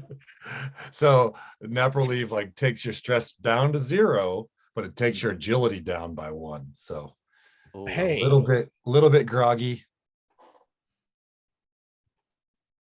But your stress has been relieved. Yeah. Oh. Once again, I will repeat myself. I would like all the drugs you have. All right. You're next. Don't worry. You're next. Here I come. All right. Hold still. Oh, gosh. Still. Ugh. Thanks. So reduce your agility by 1 and your stress to 0. And I That can is a fair trade. I can help you with some of those burns too if you want. I think I've got it kind of figured out.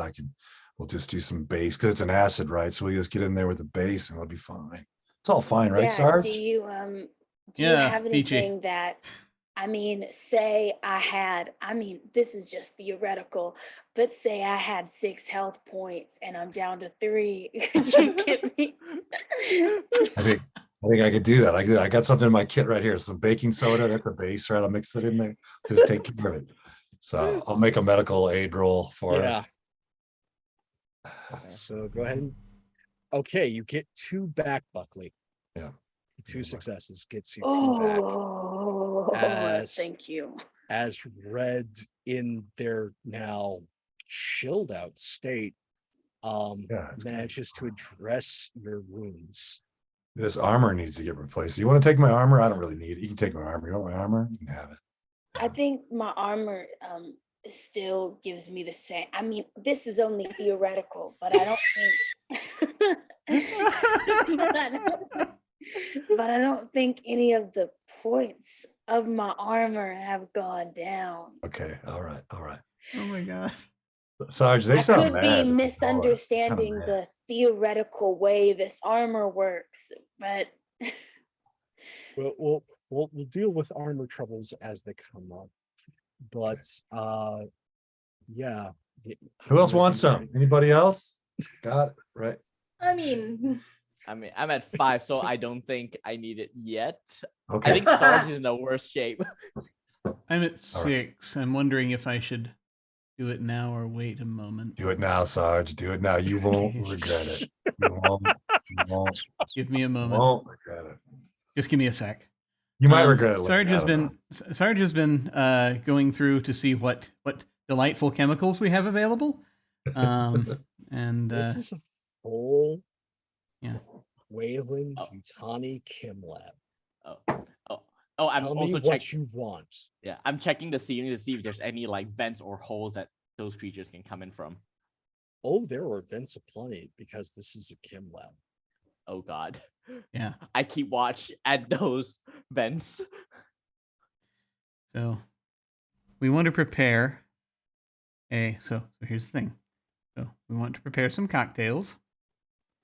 And not the drinking kind. Set them where we think they're most likely to come in. And figure out what our exit is going to be from here. So just looking at the room, we're trying to figure out logistically. And I'll probably. Vote is currently getting is Vote getting stabbed right yeah. now? Okay. Yeah. I'm not gonna ask. I need it bad enough. Okay, so I'm not going to ask Vote for that, but I guess we'll since both Vote and Buckley are are in the process of being stabbed and healed. I'm going to take Chen and we're going to be looking around to try to figure out what the best way out is going to look like. We need to quickly put together some cocktails and prepare them. I have an incinerator, which we'll be making use of when the creatures come in. When the creatures come in, we incinerate and we fire, and we go out our chosen exit. We have to find our chosen exit first. Oh, question. Red, how much more of those drugs do you have just as an inventory? Oh, 1, 4, 6. I have 6 left. Oh, okay. Yeah. In that case, I'll also take it then, since there's no point in saving it. No, don't save it. Use it. Use Alright. it. Yeah. I'll yeah. jab myself as well. I just want to wait until after assuming it still takes place before they come in. I kind of am waiting until my next roll because I have a feeling I may have to roll something in here to do something. Oh, there are many roles. It sounds like that need to be made. I'm just gonna say, because you're proposing cocktails, finding an exit. Yeah. At the bare minimum, there are a number of things that you can do in this room. I'm surprised that those are the only 2 that you guys are deciding on. Well, it's either that or it's again. I'm not sure unless there's is there anything cool in here? You know, any cool equipment in here that's really Well, neat that we can make use this- of? This is a Wayland Yutani lab. The power's back on, so all of those monitors are back on. All the computers are back on. Ooh. Maybe we can find out what's going on Yeah. through one of these consoles. Well, yeah. I head While to we're one. here, yes, yeah. While we're here, labs open, terminals are open.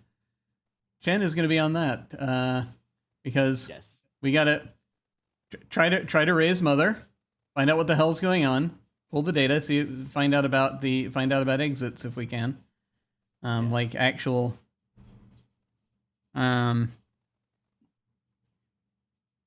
big blast doors are in place. We need to figure that out basically. So, Yeah. so let's set Chen on that while I'm looking at chemicals and equipment otherwise that we might have in here. Those doors look like they're holding. There's a little bit of buckling, but it sounds like whatever was pounding against them has gone to look for other ways in.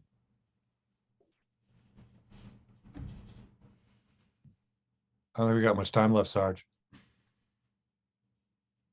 So, Chad, you want to give me a I'll be contact quick. roll? I'll be quick. 2 success. Okay. So you get to succeed with a stunt. Now, with contact, would you like to make the next time that you interact with the system easier?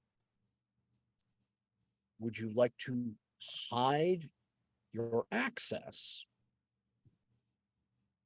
Would you like to block others out? What would you like to do? I'll make it easier next time. The other 2 doesn't seem as useful for now. Okay.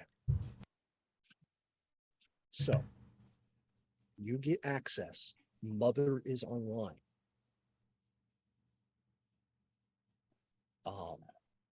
So you can query Mother. All right. First, I want to find out what is going on here. Like, what are those creatures that is hunting us right now? That's one. And second, what happened to everyone else that's at this colony? Unknown bioform. Violated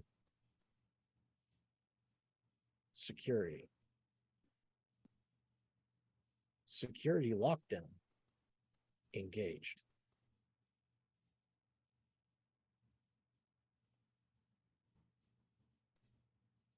That is what Mother is giving. Okay. Status of the people here, of personnel. Require administrative access code. Can I hack? You can try another contact roll. Let's go.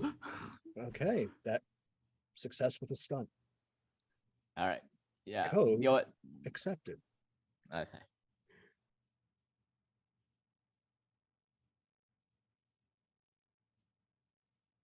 Biostatus of personnel still on station.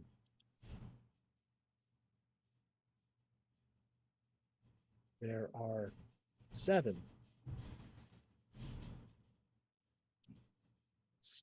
biosigns of station personnel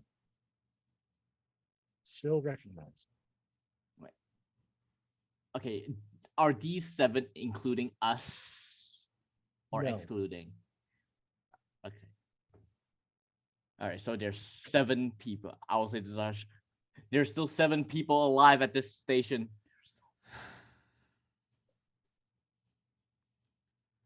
Where are they? Yeah, I'll ask Mother. Where? Location of personnel. Secure cryo lab, sub level 3. Okay. Was sub level 3 in our briefings? No. Okay. All right. There are sub level 3, but that's not in our maps or blueprints that we were given. See if it'll point the way. And just basically, this is the point. By this time, I'm like running around. I'm moving things. I'm putting chemicals together in places and just basically making it so that we will be. I have a new thought. They have moved away from the door. Mhm. So my thought now is that we draw them in here with chemicals at the place while we're kind of just sort of get out through the door, light it up, run. That's my current thought for their plan. So you're proposing that one of us is bait? Is that what you're saying? Oh, we're all bait right now. We're still here. Ken, you're getting a floor layout of this place? Oh yeah, that's a good idea. Yes. Download Um, blueprint to my data pad. There are 5 sublevels, Oh God. and there is a elevator shaft behind one of the walls in the chem lab. Oh. You could, in theory, blow a wall and rappel down. Yeah, I'll relay that to the Sarge. Think that's worth the risk? And well, a little known thing about the Sarge is that actually he doesn't want to leave anybody behind because of a thing that happened to him a while back. We won't go into backstory right now. He says, they're still down there. We got to get them out. We can't leave him here. Not with those things. All right. New formation. And so actually, we're not going to worry about gathering near the door. We're instead going to set up once I'm going to just sort of come over quick to vote. Feeling better? He's been basically on Overwatch at the vents because he's sure that's Yeah. where those things are going to come. Yeah.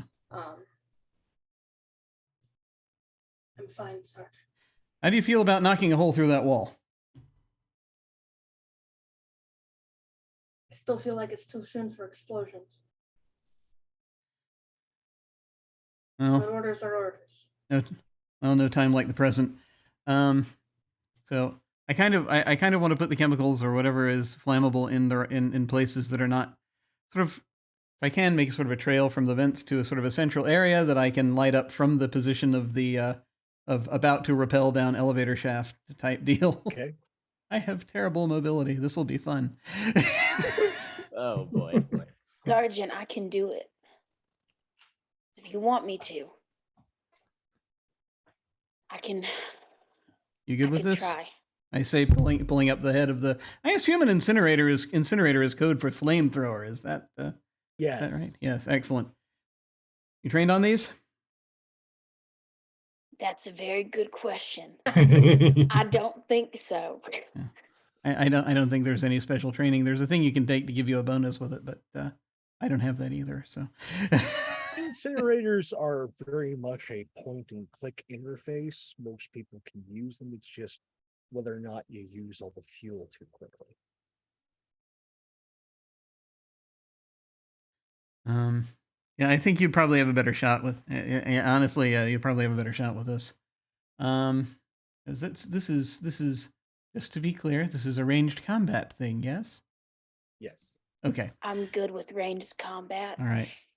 And I'm gonna. So I haven't actually. But I've got it on. So I'm like, all right. Yeah, you actually are our best shot with this. So I hand it off. Do I need to do anything in the way of rolling to set up the chemicals in the place where I want them, or? Not so much, because Okay. there's enough chemicals and vapors in this room that should something go fwoosh, it's going to go fwoosh. Great question. Also, Fire room? the the little stims, the drugs that that Red is using, are they pretty much just a type deal? Is that they don't require? I'm gonna ask Red to hand me one, but not to inject me with it, just to hand me one. I'll take it at the bottom. All right. Yes. I'm gonna need what agility I have. Take one of these. Call me in the morning. Yeah. Sort of pocket it and just make ready. Okay, so now I'm gonna ask the question that I feel like is the elephant in the room. How the fuck am I gonna blow a hole in the wall without setting this whole room up? This is why I was doing a configuration, but we'll see how this goes.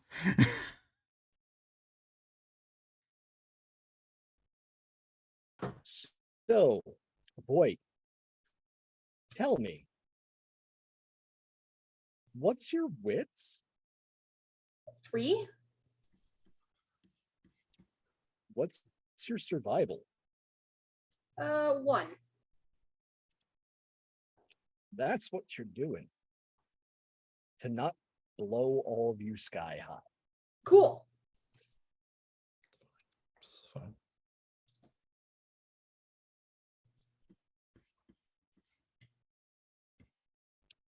Boy, you're a pro. And so you set up your deck cord and get everybody in position to blow the wall.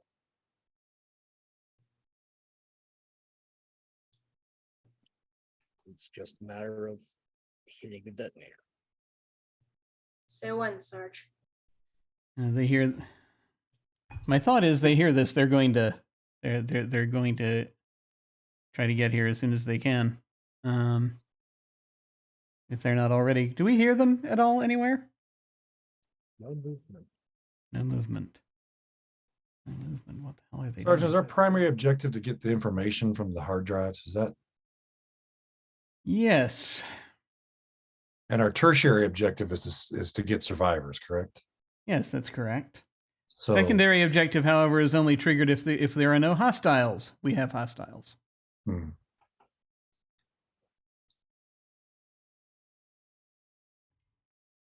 And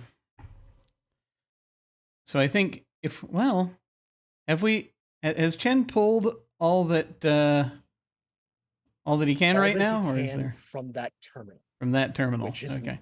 much. There are probably going to be better terminals down below in the secret lab, I feel. So it's really just a question of getting where have they gone? That's the thing. Where are they? We have no way of knowing.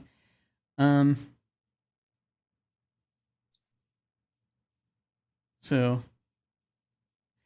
I think really all we can do is just blow the wall and go down because it's either that or if we'd like to take a little walk to the elevator on the outside, we can try doing that. But I feel as though that's a mugs game. We got this in place. I think we should. I think we're going to need to blow it to get their attention. Okay. So you blow the wall. Boom. You ready to Boyd propel down? knows what the hell he's doing, and the wall comes crumbling down. You have, and it's blown in such a way that you didn't hit any of the cables inside. It was a very controlled, top to bottom, just falling of the wall. And fortunately, it wasn't a supporting wall. So you're able to get into the elevator shaft. But yes, that was a very loud boom. And now there's a lot of movement.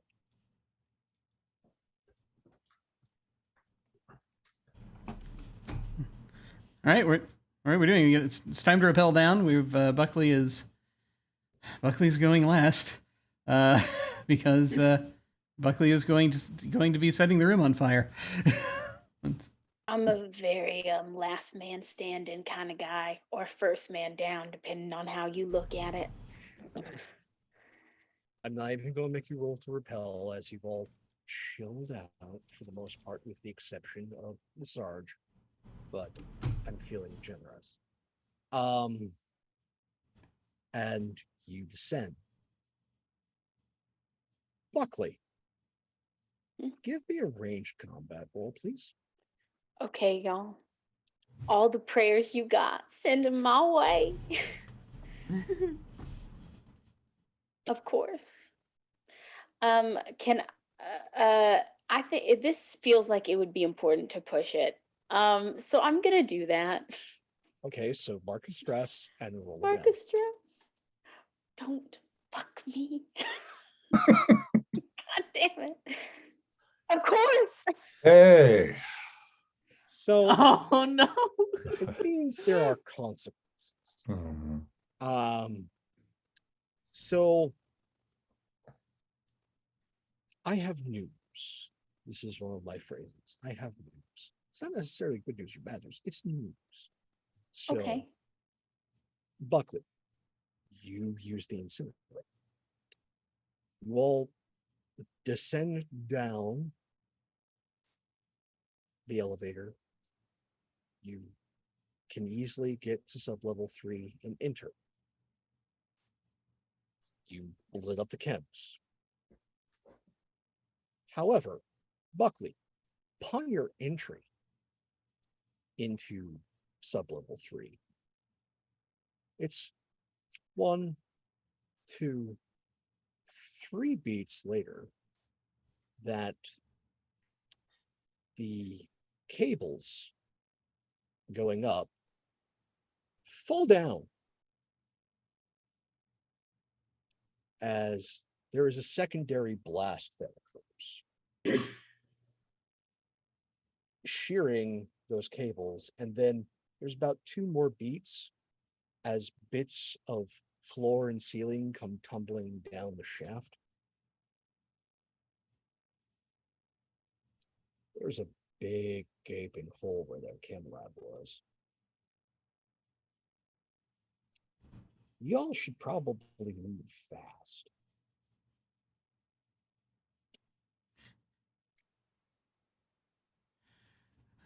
Well, can't make an omelet. Run! Let's go. Come on. Move it.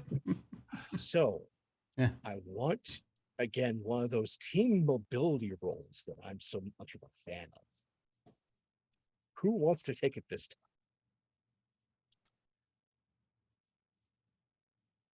I have no mobility. I have 4 agility, though. But I don't know. Slightly less good at it than I was before, but I could still probably make something happen. Maybe. Yeah, my mobility's down to 4 because I took the drug. Oh, maybe you should do it then, because All right, I'll do it. Let's go. You got it. No. No. Oh, wait, that's bad. I'll push. yay! Reroll. Let's Yay! go. Yes. Let's go. Worth it. There you go. So with that, you manage to rush around and you get to cryo. This is a heavily secured door. Mhm. Surprise, surprise. All right. There is good news. There is an external terminal. All right. I will attempt to hack the terminal and unlock the door. Bad news. This is a different mother. Oh. Oh, fun. Mm. You are a -1 die to get access. All right. Secret.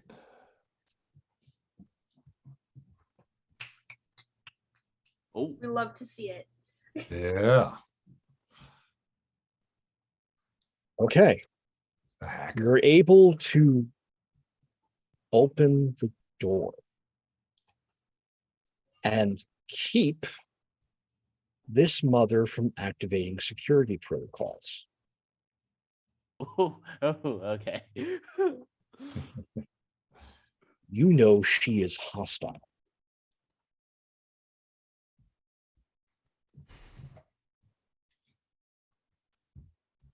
So, as you get into the cryo lab, there are a number of cryo tubes. there with personnel inside them.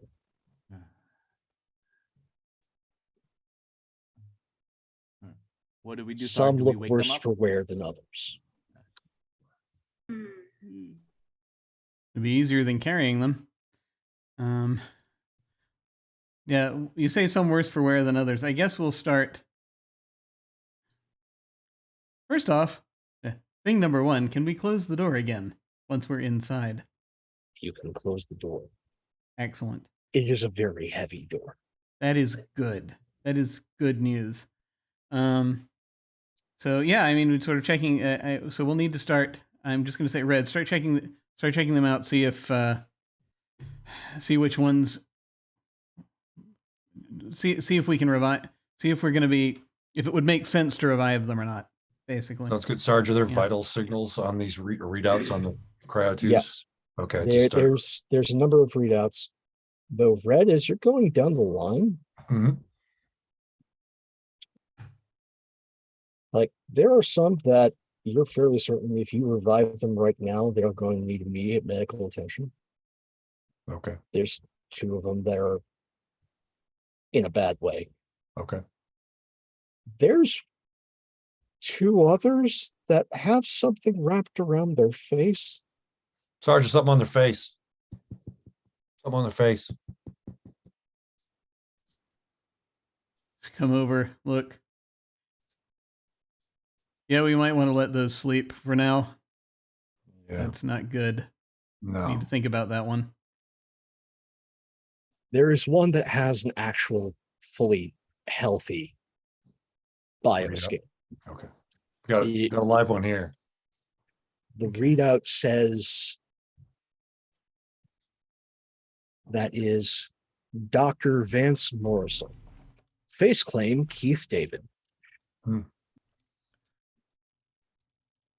Dr. Vance Morrison? All right. Yeah, this one, he can tell us what's going on. You gonna wake him up? Yep. Wake him up. It takes a bit.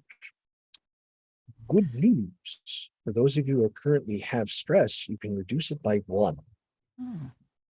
Oh, Back to 0. I was thinking about taking the drug, but now I'm not so sure. It takes a while for the process for waking up. And eventually Dr. Morrison comes to. He looks disoriented.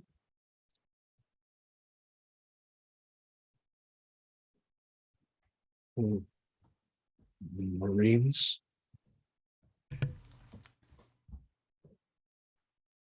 Yes, sir. Yes, Doctor. Actually, no, he wouldn't say sir to this person. Is this a civilian or is this a? This is a civilian doctor. Yeah. Yes, Doctor. We were sent in to try to find out what the hell happened.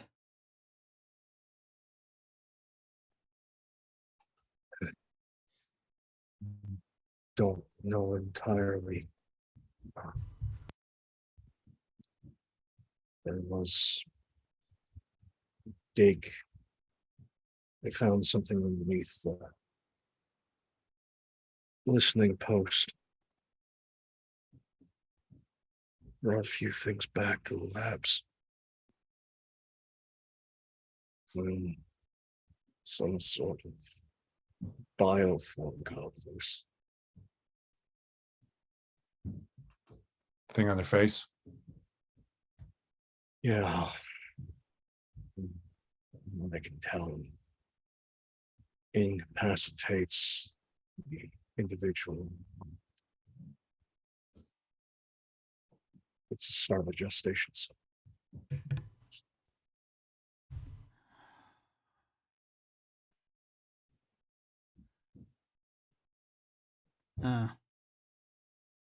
He says contagious? just yeah. You know, do you happen to know the best way to get out of here with the outer doors locked?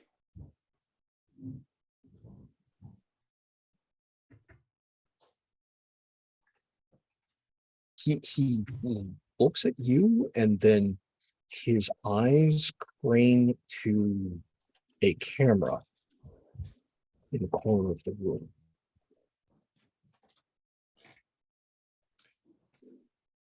And then back. You got a problem with the camera?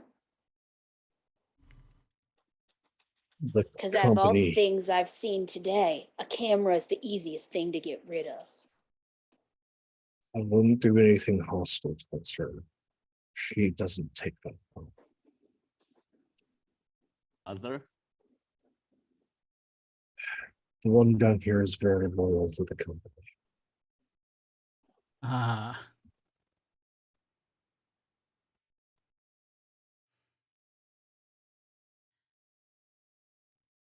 I'm just going to lean in. Doc. Are any of these others here savable? I would need a team in order to revive them and immediately treat. And I don't know how many personnel are left in the facility.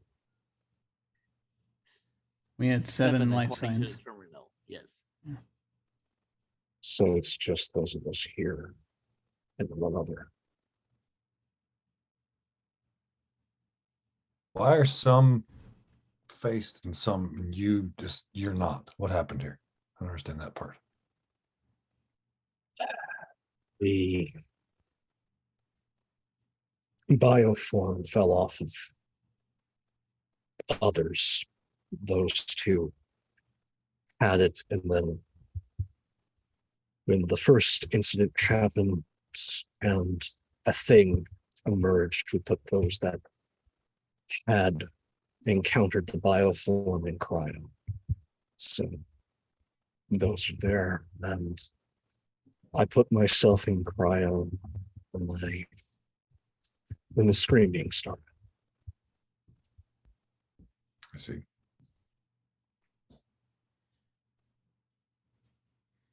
You said one other?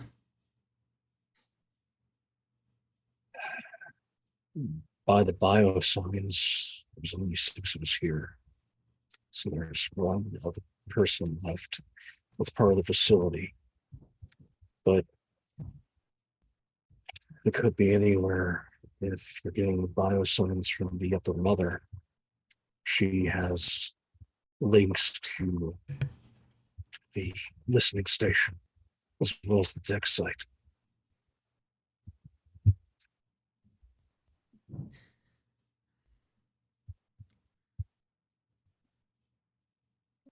Sorry, do we need a plan on getting out of here? Yeah, yeah. And I just sort of glance over my shoulder again at the camera for a second, and I look back. Doc, so your visitors, it looks like, have a path down here that's was not there before. So we do not have time. Now,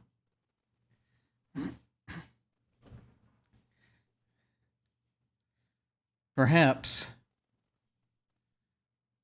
and our tech should make sure that everything here is operating efficiently while we figure out a plan for moving forward. And I go and I'm going to go over to Chen. I'm just going to do this thing where just like, I'm going to, if you'll permit it, I'm going to put my hands on his shoulders. Just sort of get in, leaning close.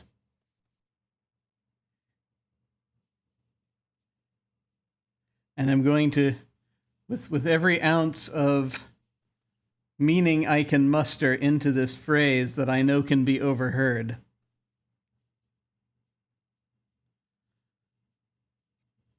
Let's make sure surveillance is working. Yes, sir.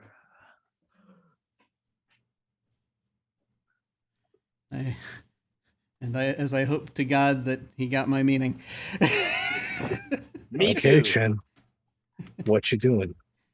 All right. I am going to go Make to a social cues check. I think that one was thorough, but we'll see. So what you doing, Chen? Okay. I am going to attempt to shut down all cameras, or rather the ones that is in our immediate vicinity if every camera is a bit too difficult at the moment. Okay, let's see how you do. Contact! Hey. I have news.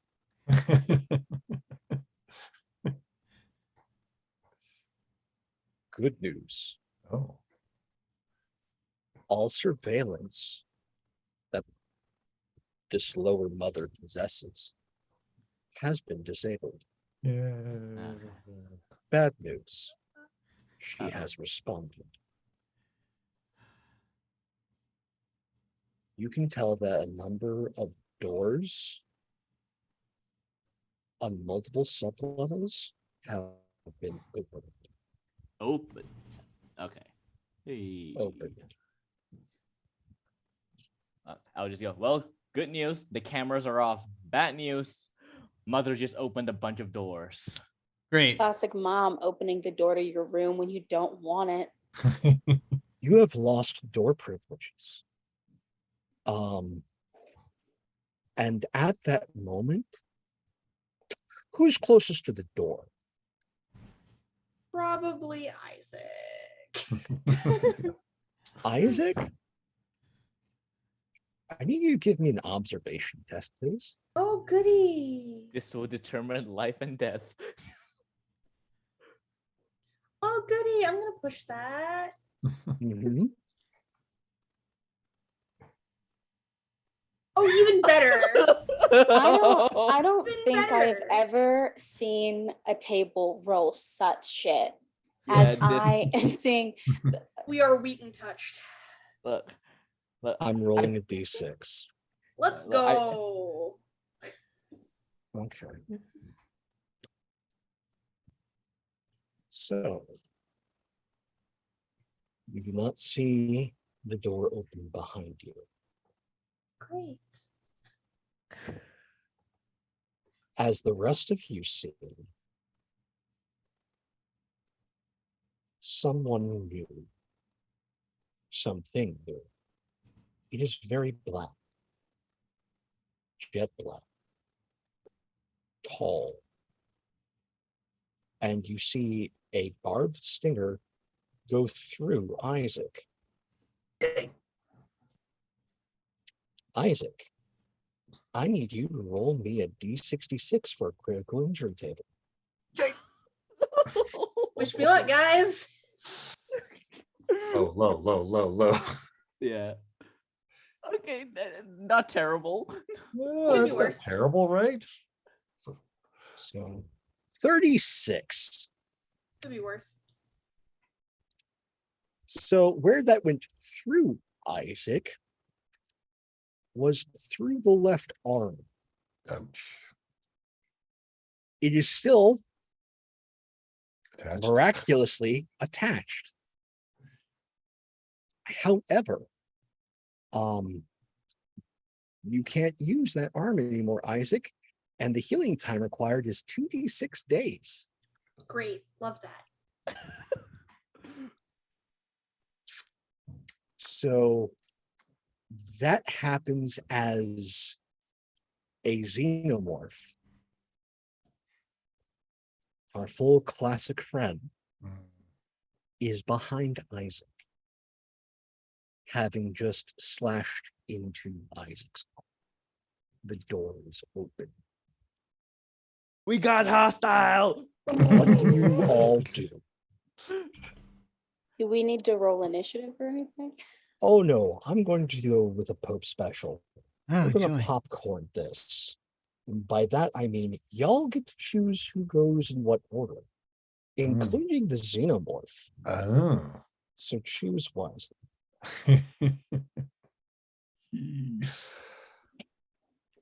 How close is our rappel out of here? The ropes I'll put were, it this way. yeah. If the ropes were still there, Right. 2 minutes. Yeah. Okay. Well, surveillance is shut down. Mm-hmm. Yeah. There are many doors that are open. Do I still have the flamethrower in my hand? Yes. And an Isaac in the way.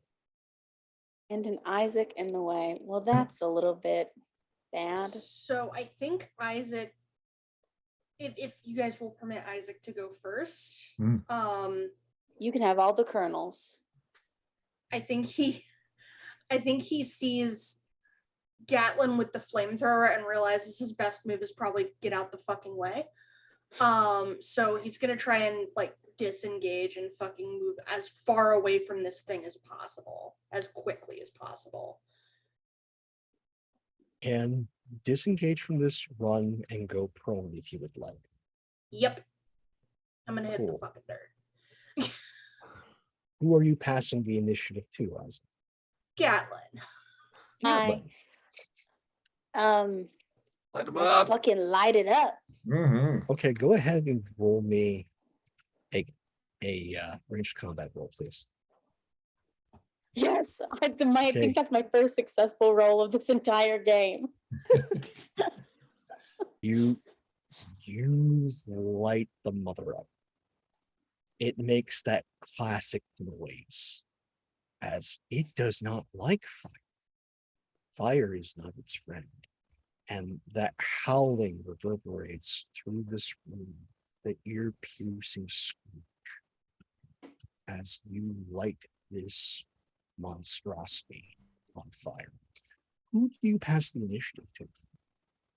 I'll go ahead and pass it to Chin. All right. Okay, I am going to see this. I'm going to hold up my pulse rifle, and I'm gonna shoot at it. Okay. Oh wow. Okay, yeah, I missed. Would you like to push? You know what? Yes, screw it. I'm gonna push. Okay. Never Good mind. news. You just miss. And that's the good news. As you let loose with a pulse rifle shot, and the shot goes wide as this thing is breathing flame and writhing. Chen, who do you pass the initiative to? A question. Does the xenomorph still gets 2 turns per round, or is it different this time? It still gets 2. Okay. Good to know. I will pass it to the xenomorph. Then just get one of it out of the way. Don't want it to make 2 roll turns to at the see same what time. the xenomorph does now.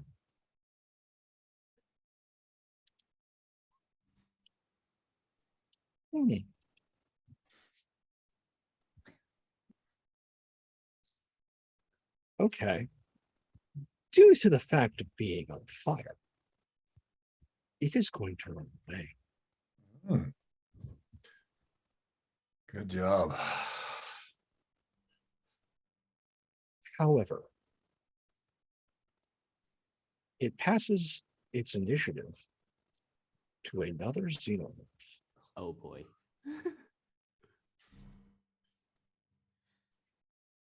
You Focus. hear an unnatural howl.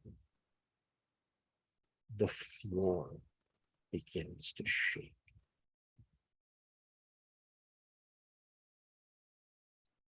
And you hear the screech of something big dragging across.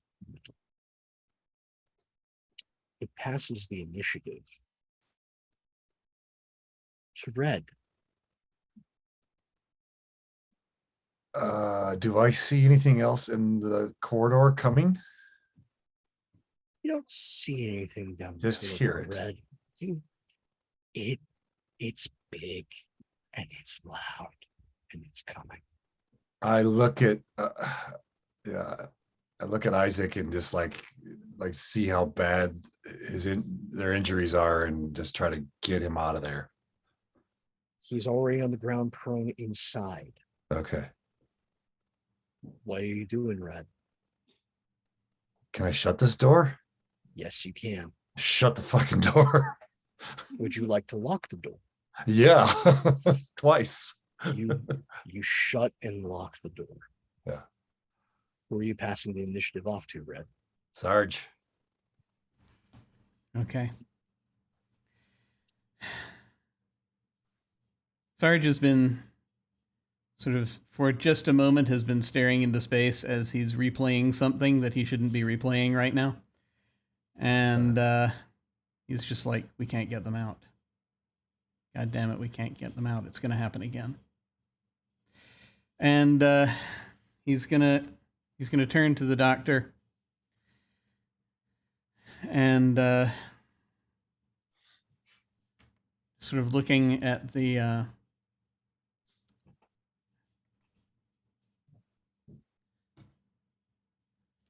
right. We need to go. We need another way out of here. Now. Yeah. Find one. And The you know of one? only Cameras thing- are off. Do you know of one? The only thing I know of would be going deeper into the facility, heading to the underground rail that heads to the executive airstrip. I don't know if it's overrun or not. We're gonna find out. And pretty much the question is then getting out of this room. Obviously not by the door that we just closed. So it's either another door or events or what other are there any other possible exits from here? There are vents. Okay. That sounds And as you're fun. contemplating, there is a small window on this door. It is reinforced blast-proof glass. And you just see the crest of something immense ram its head into the door. The door shakes as it howls outside and backs up. Okay. I'm going to presume we can hear things on the on the other from the do we hear things from the other door, the other side of the door, the other door? You can hear the other side of the door as, yeah, there's the big one, and there's probably more on the other side Okay. of the door. I'm just going to point at the vent. I'm just going to point at the vent. Time to try that way. And start evacuating.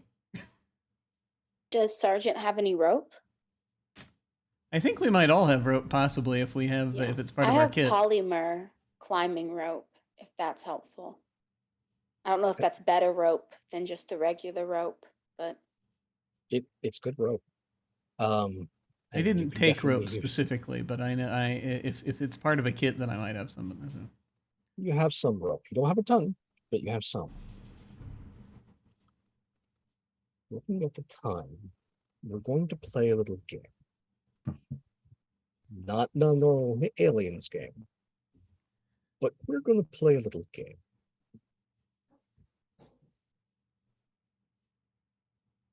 You each get to narrate a scene as you try to escape. Keep in mind, if it goes too well, I will make it worse. So,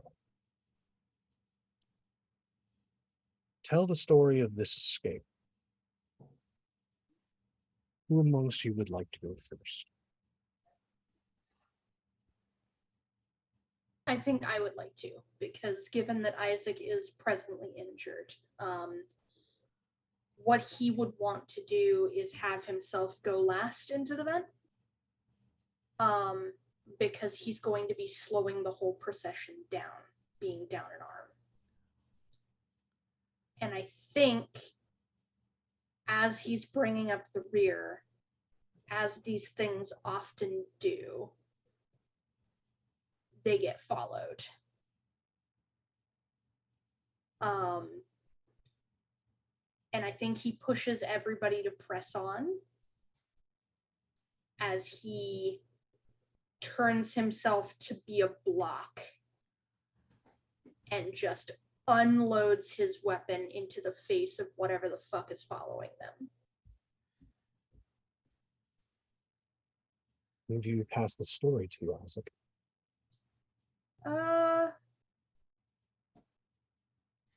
Let's go with Red. Red, you're up next. What happens next? Well, I think that currently Isaac is my biggest concern as being the one Marine who's been wounded, and like I've got blazing in the back of my body armor, never leave one behind on there. And but see this like start to unfold, like watch this like last stand kind of thing start to happen, and like just keep pushing people along. So I'm just going to make sure that I'm going to treat Isaac, make sure they're going to get them out of there. And then I see that move, just like make that final stand and just start unloading. And I will just, I guess, go down with him if that's what it takes. Yeah, like try to either get them out of there, and then I think like there's a moment where perhaps maybe gets really severely wounded and like still tries to pull themselves along as they just keep getting closer. We're bringing up the rear, I guess, is where it's at right there. Who do you pass the story to, Red? Chen. Chen, what happens next? Okay, so this story, it doesn't necessarily have to always go in our favor, right? No. Okay, you know what? Let's throw a little spice into this as we are running and making our escape. I want to say that we're about to pass. We're like in the midst of passing one vent before it slides open, and something with a chitinous, shiny, domed head begins to crawl out. Right next to Chen, because I don't want to damn another player. Since this is my narration. Okay. Who do you pass it to, Chen? Yeah, I'll pass it to Buckley. Buckley, what happens next? Yeah, well, I don't exactly know. I think we're still in the building, but we're probably on the floor we entered in, trying to escape. So I imagine we're trying to get that door open. And one of the best ways to try to get that door open is probably to grenade it. So I imagine I throw a grenade at the door to like try, like maybe we try to hide behind a door and like grenade it, but I think that one, I don't know if it works. At least not that first time. At least it would probably take at least two to get it open, considering how it's like a safety protocol. But then also, those like what did you call them? The creepy crawlies, the scuttlers. I think that they are now on our tail too from the noise that we've made. And Sarge, you're next. What happens? Are there multiple rounds here, or is this it? This is it.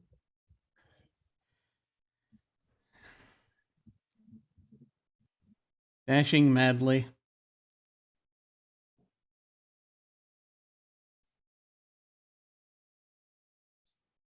I think we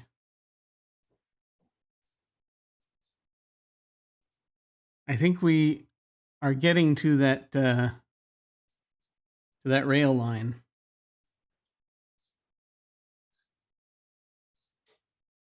Starting a car up. Xenomorphs crawling on the outside of it.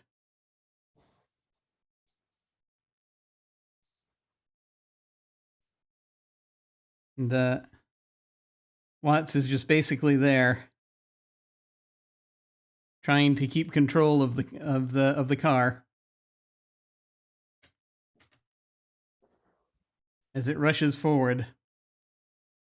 We have basically Chen, Buckley, and the doctor still with us at this point, as the others have. Perhaps we hear explosions from behind us where they have that they have caused to help out.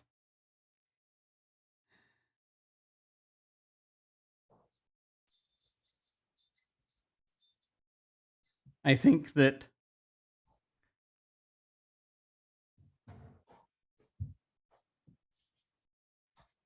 a thing happens where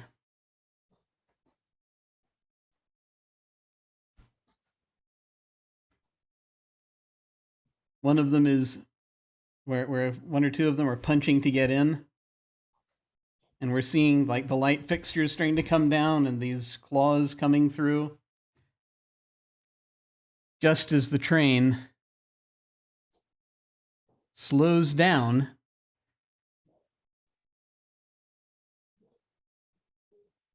and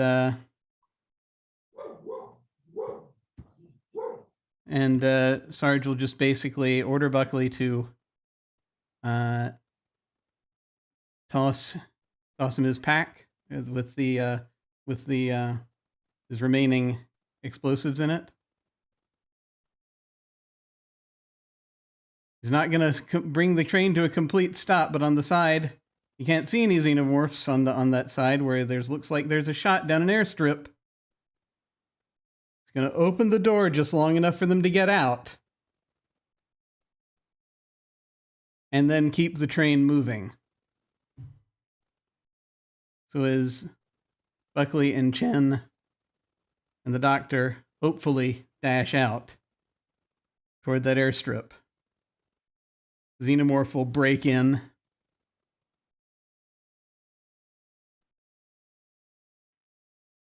A couple of them break in and are stalking forward as he speeds the train up, just locks it in position so that it's going faster and faster. Turns around and just is counting down. 3, 2, 1. And as the xenomorph gets close and you can see the head coming and the mouth opening and the second mouth coming out, it's close to you, just sort of says, I think we're done here. And he pulls the pins. And there's a very loud explosion. There is indeed a very loud explosion. But we cut to entirely different conflicts. We cut to familiar ones, or the Ivanhoe. There are a number of files on the colonel's desk. We see both Isaac and Mott's files, now with a very distinctive red stamp. Deceased. We see Chen, Buckley, Martinez's files as marked with a very distinctive black stamp, classified.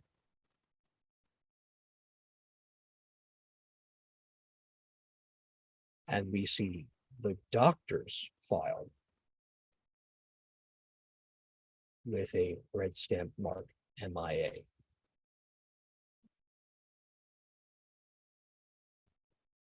And that is the end of this story tonight. Hey. You just Watch remembered a twist. just remembered at the last minute to cover us with green static since we are now in the afterlife.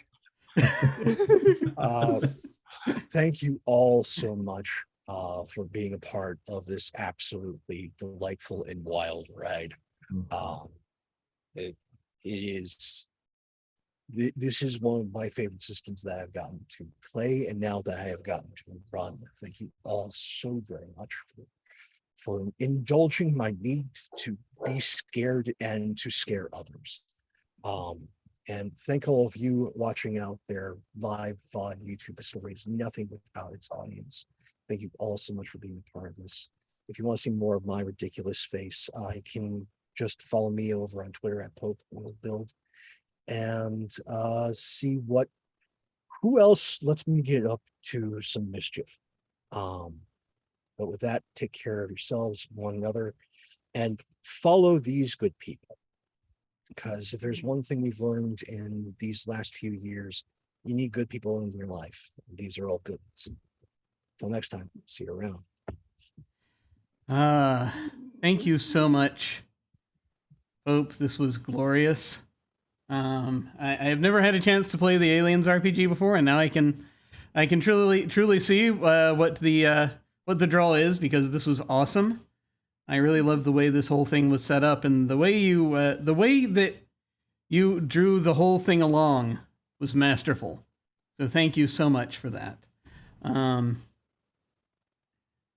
I think we're as we're recovering from this glorious thing, we're gonna go around and do our outros. So folks can feel free to tell people where you can find them, and any favorite bits, and any last thoughts you had about tonight.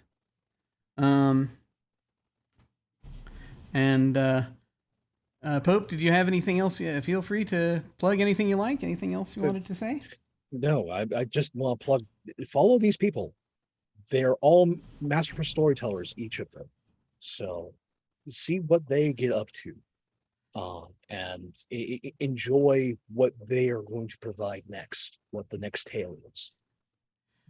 Well, I'll just add to that, folks. Also, I just put the link in the chat. Go follow Pope as well, if you would, because there's always, as you can see, awesomeness to be had. We're gonna go around. Pope. Yeah. Follow Pope. Follow Pope. We're going to go around and do our outros, and we will start. We're going to be going in reverse order, so we'll be starting with Layla. Yeah, that's me. All right. Hi, I'm Layla Bamonziari. Yes, that name is a mouthful. You can find me on Twitter. I think it's going to be posted in the chat, so that's great. Actually, I am doing this live stream, and this is the first time I'm doing a live stream while I'm also doing another live stream. So you can catch me on TTRPG on Wednesdays, where we're doing a zombie thing. So I'm feeling, apparently this is a very horror month for me, really feeling it. All right. Yeah, Pope, honestly, masterful use of the system to create tension and do storytelling. Honest. Awesome. And all of these people are friends that I just met today, but they're also really cool. Where else you can find me outside of the TRPG space is I do theater. I'm a Chicagoan theater person. So I'm the literary manager at First Floor Theater, and I'm dramaturging a show that's just about to go into rehearsals called Botticelli. So look out for that and get tickets if you want to go see that. And I'll be there, and I'm cool, and you can say hi to me. I might even be working the door. Who knows? And then I will popcorn it over to Celeste. Huh. Oh, we're not popcorning. We're No, sadly, no. We're just going in reverse order, but it's. I appreciate the initiative. I got a lot of it. We're going to give Celeste a tiny bit more time to figure out what he wants to say, but we shall instead be tossing things now over over to Kurt. I am Curtis Jackson. You can find me at Captain Kurt Jack on Twitter. I am a big proponent for what is called JackerCon, which is a online con that happens once a year, but like all great holidays, JackerCon is all year long. And it's you can check it out. It's on Discord. Look it up, and it's the part of affiliated with the Happy Jacks RPG podcast, which has just gone through a reboot, and now Kimmy Balcom is now in charge of it, and she's doing a fantastic job. I'm very excited to see the things that are happening there. So highly, highly recommend that. I have been an Alien head since I was too young to watch it on television. And so it burned it into my brain how much I love this world. And Pope just brought it. This just got to roll around in Alien world and feel those feelings, and just fantastic. I really cannot extol the virtues of that, what we just did so much. It was great. Really, really loved it. I think I also, we were talking a little bit earlier about stealing ideas, and when you do one shots and all of a sudden you're like, we got to end this thing. I really like that idea of like, let's give each of the players a little bit of narrative control, and they'll be their worst enemies anyway. So it's so much fun that way. So thank you very much. Yeah, it was great. Awesome. Excellent. Excellent. And now we're going to go over to Nicky. Hello there, everyone. My name's Nicky. You can find me as NixNat1 on Twitter. You can also find me with the same name on Twitch as well, where I sometimes stream video games or me playing D&D with my friends. I might start that up again, but we'll see what happens in the future. And besides that, you can, well, not really TTRPG related, but I did participated in a movie script competition a while back, and I won, and it got turned into a movie, and it's releasing on Netflix at the end of this month. What? But I think it's only for Netflix Malaysia, where I'm from.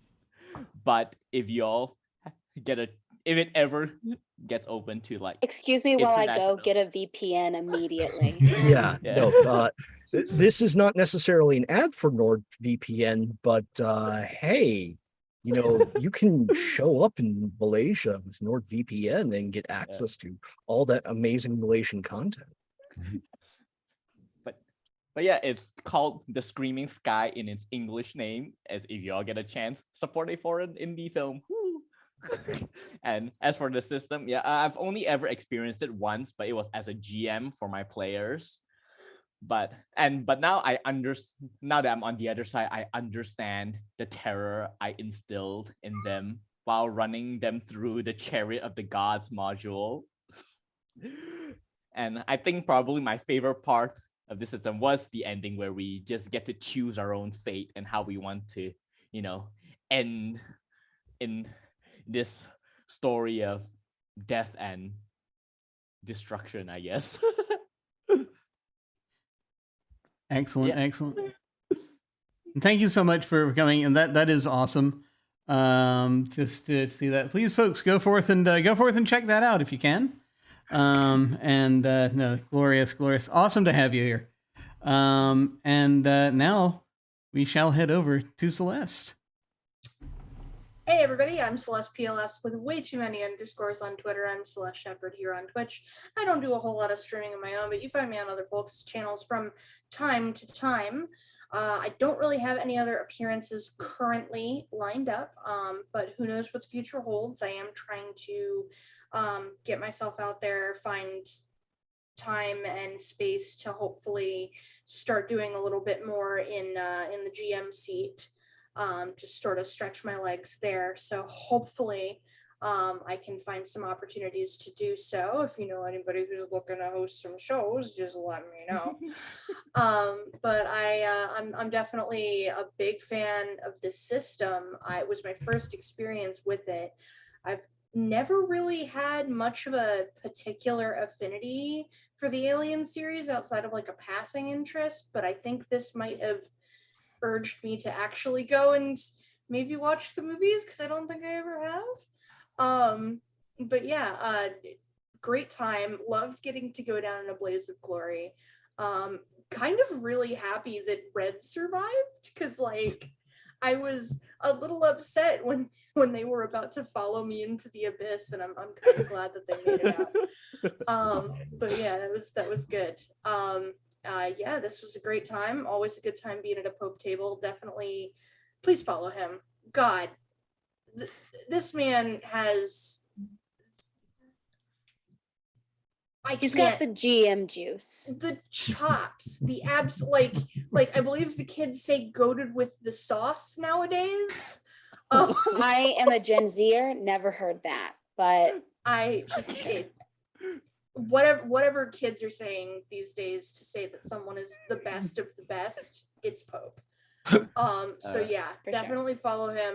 Any show that he's running, even if he's just there as a player, like go watch it.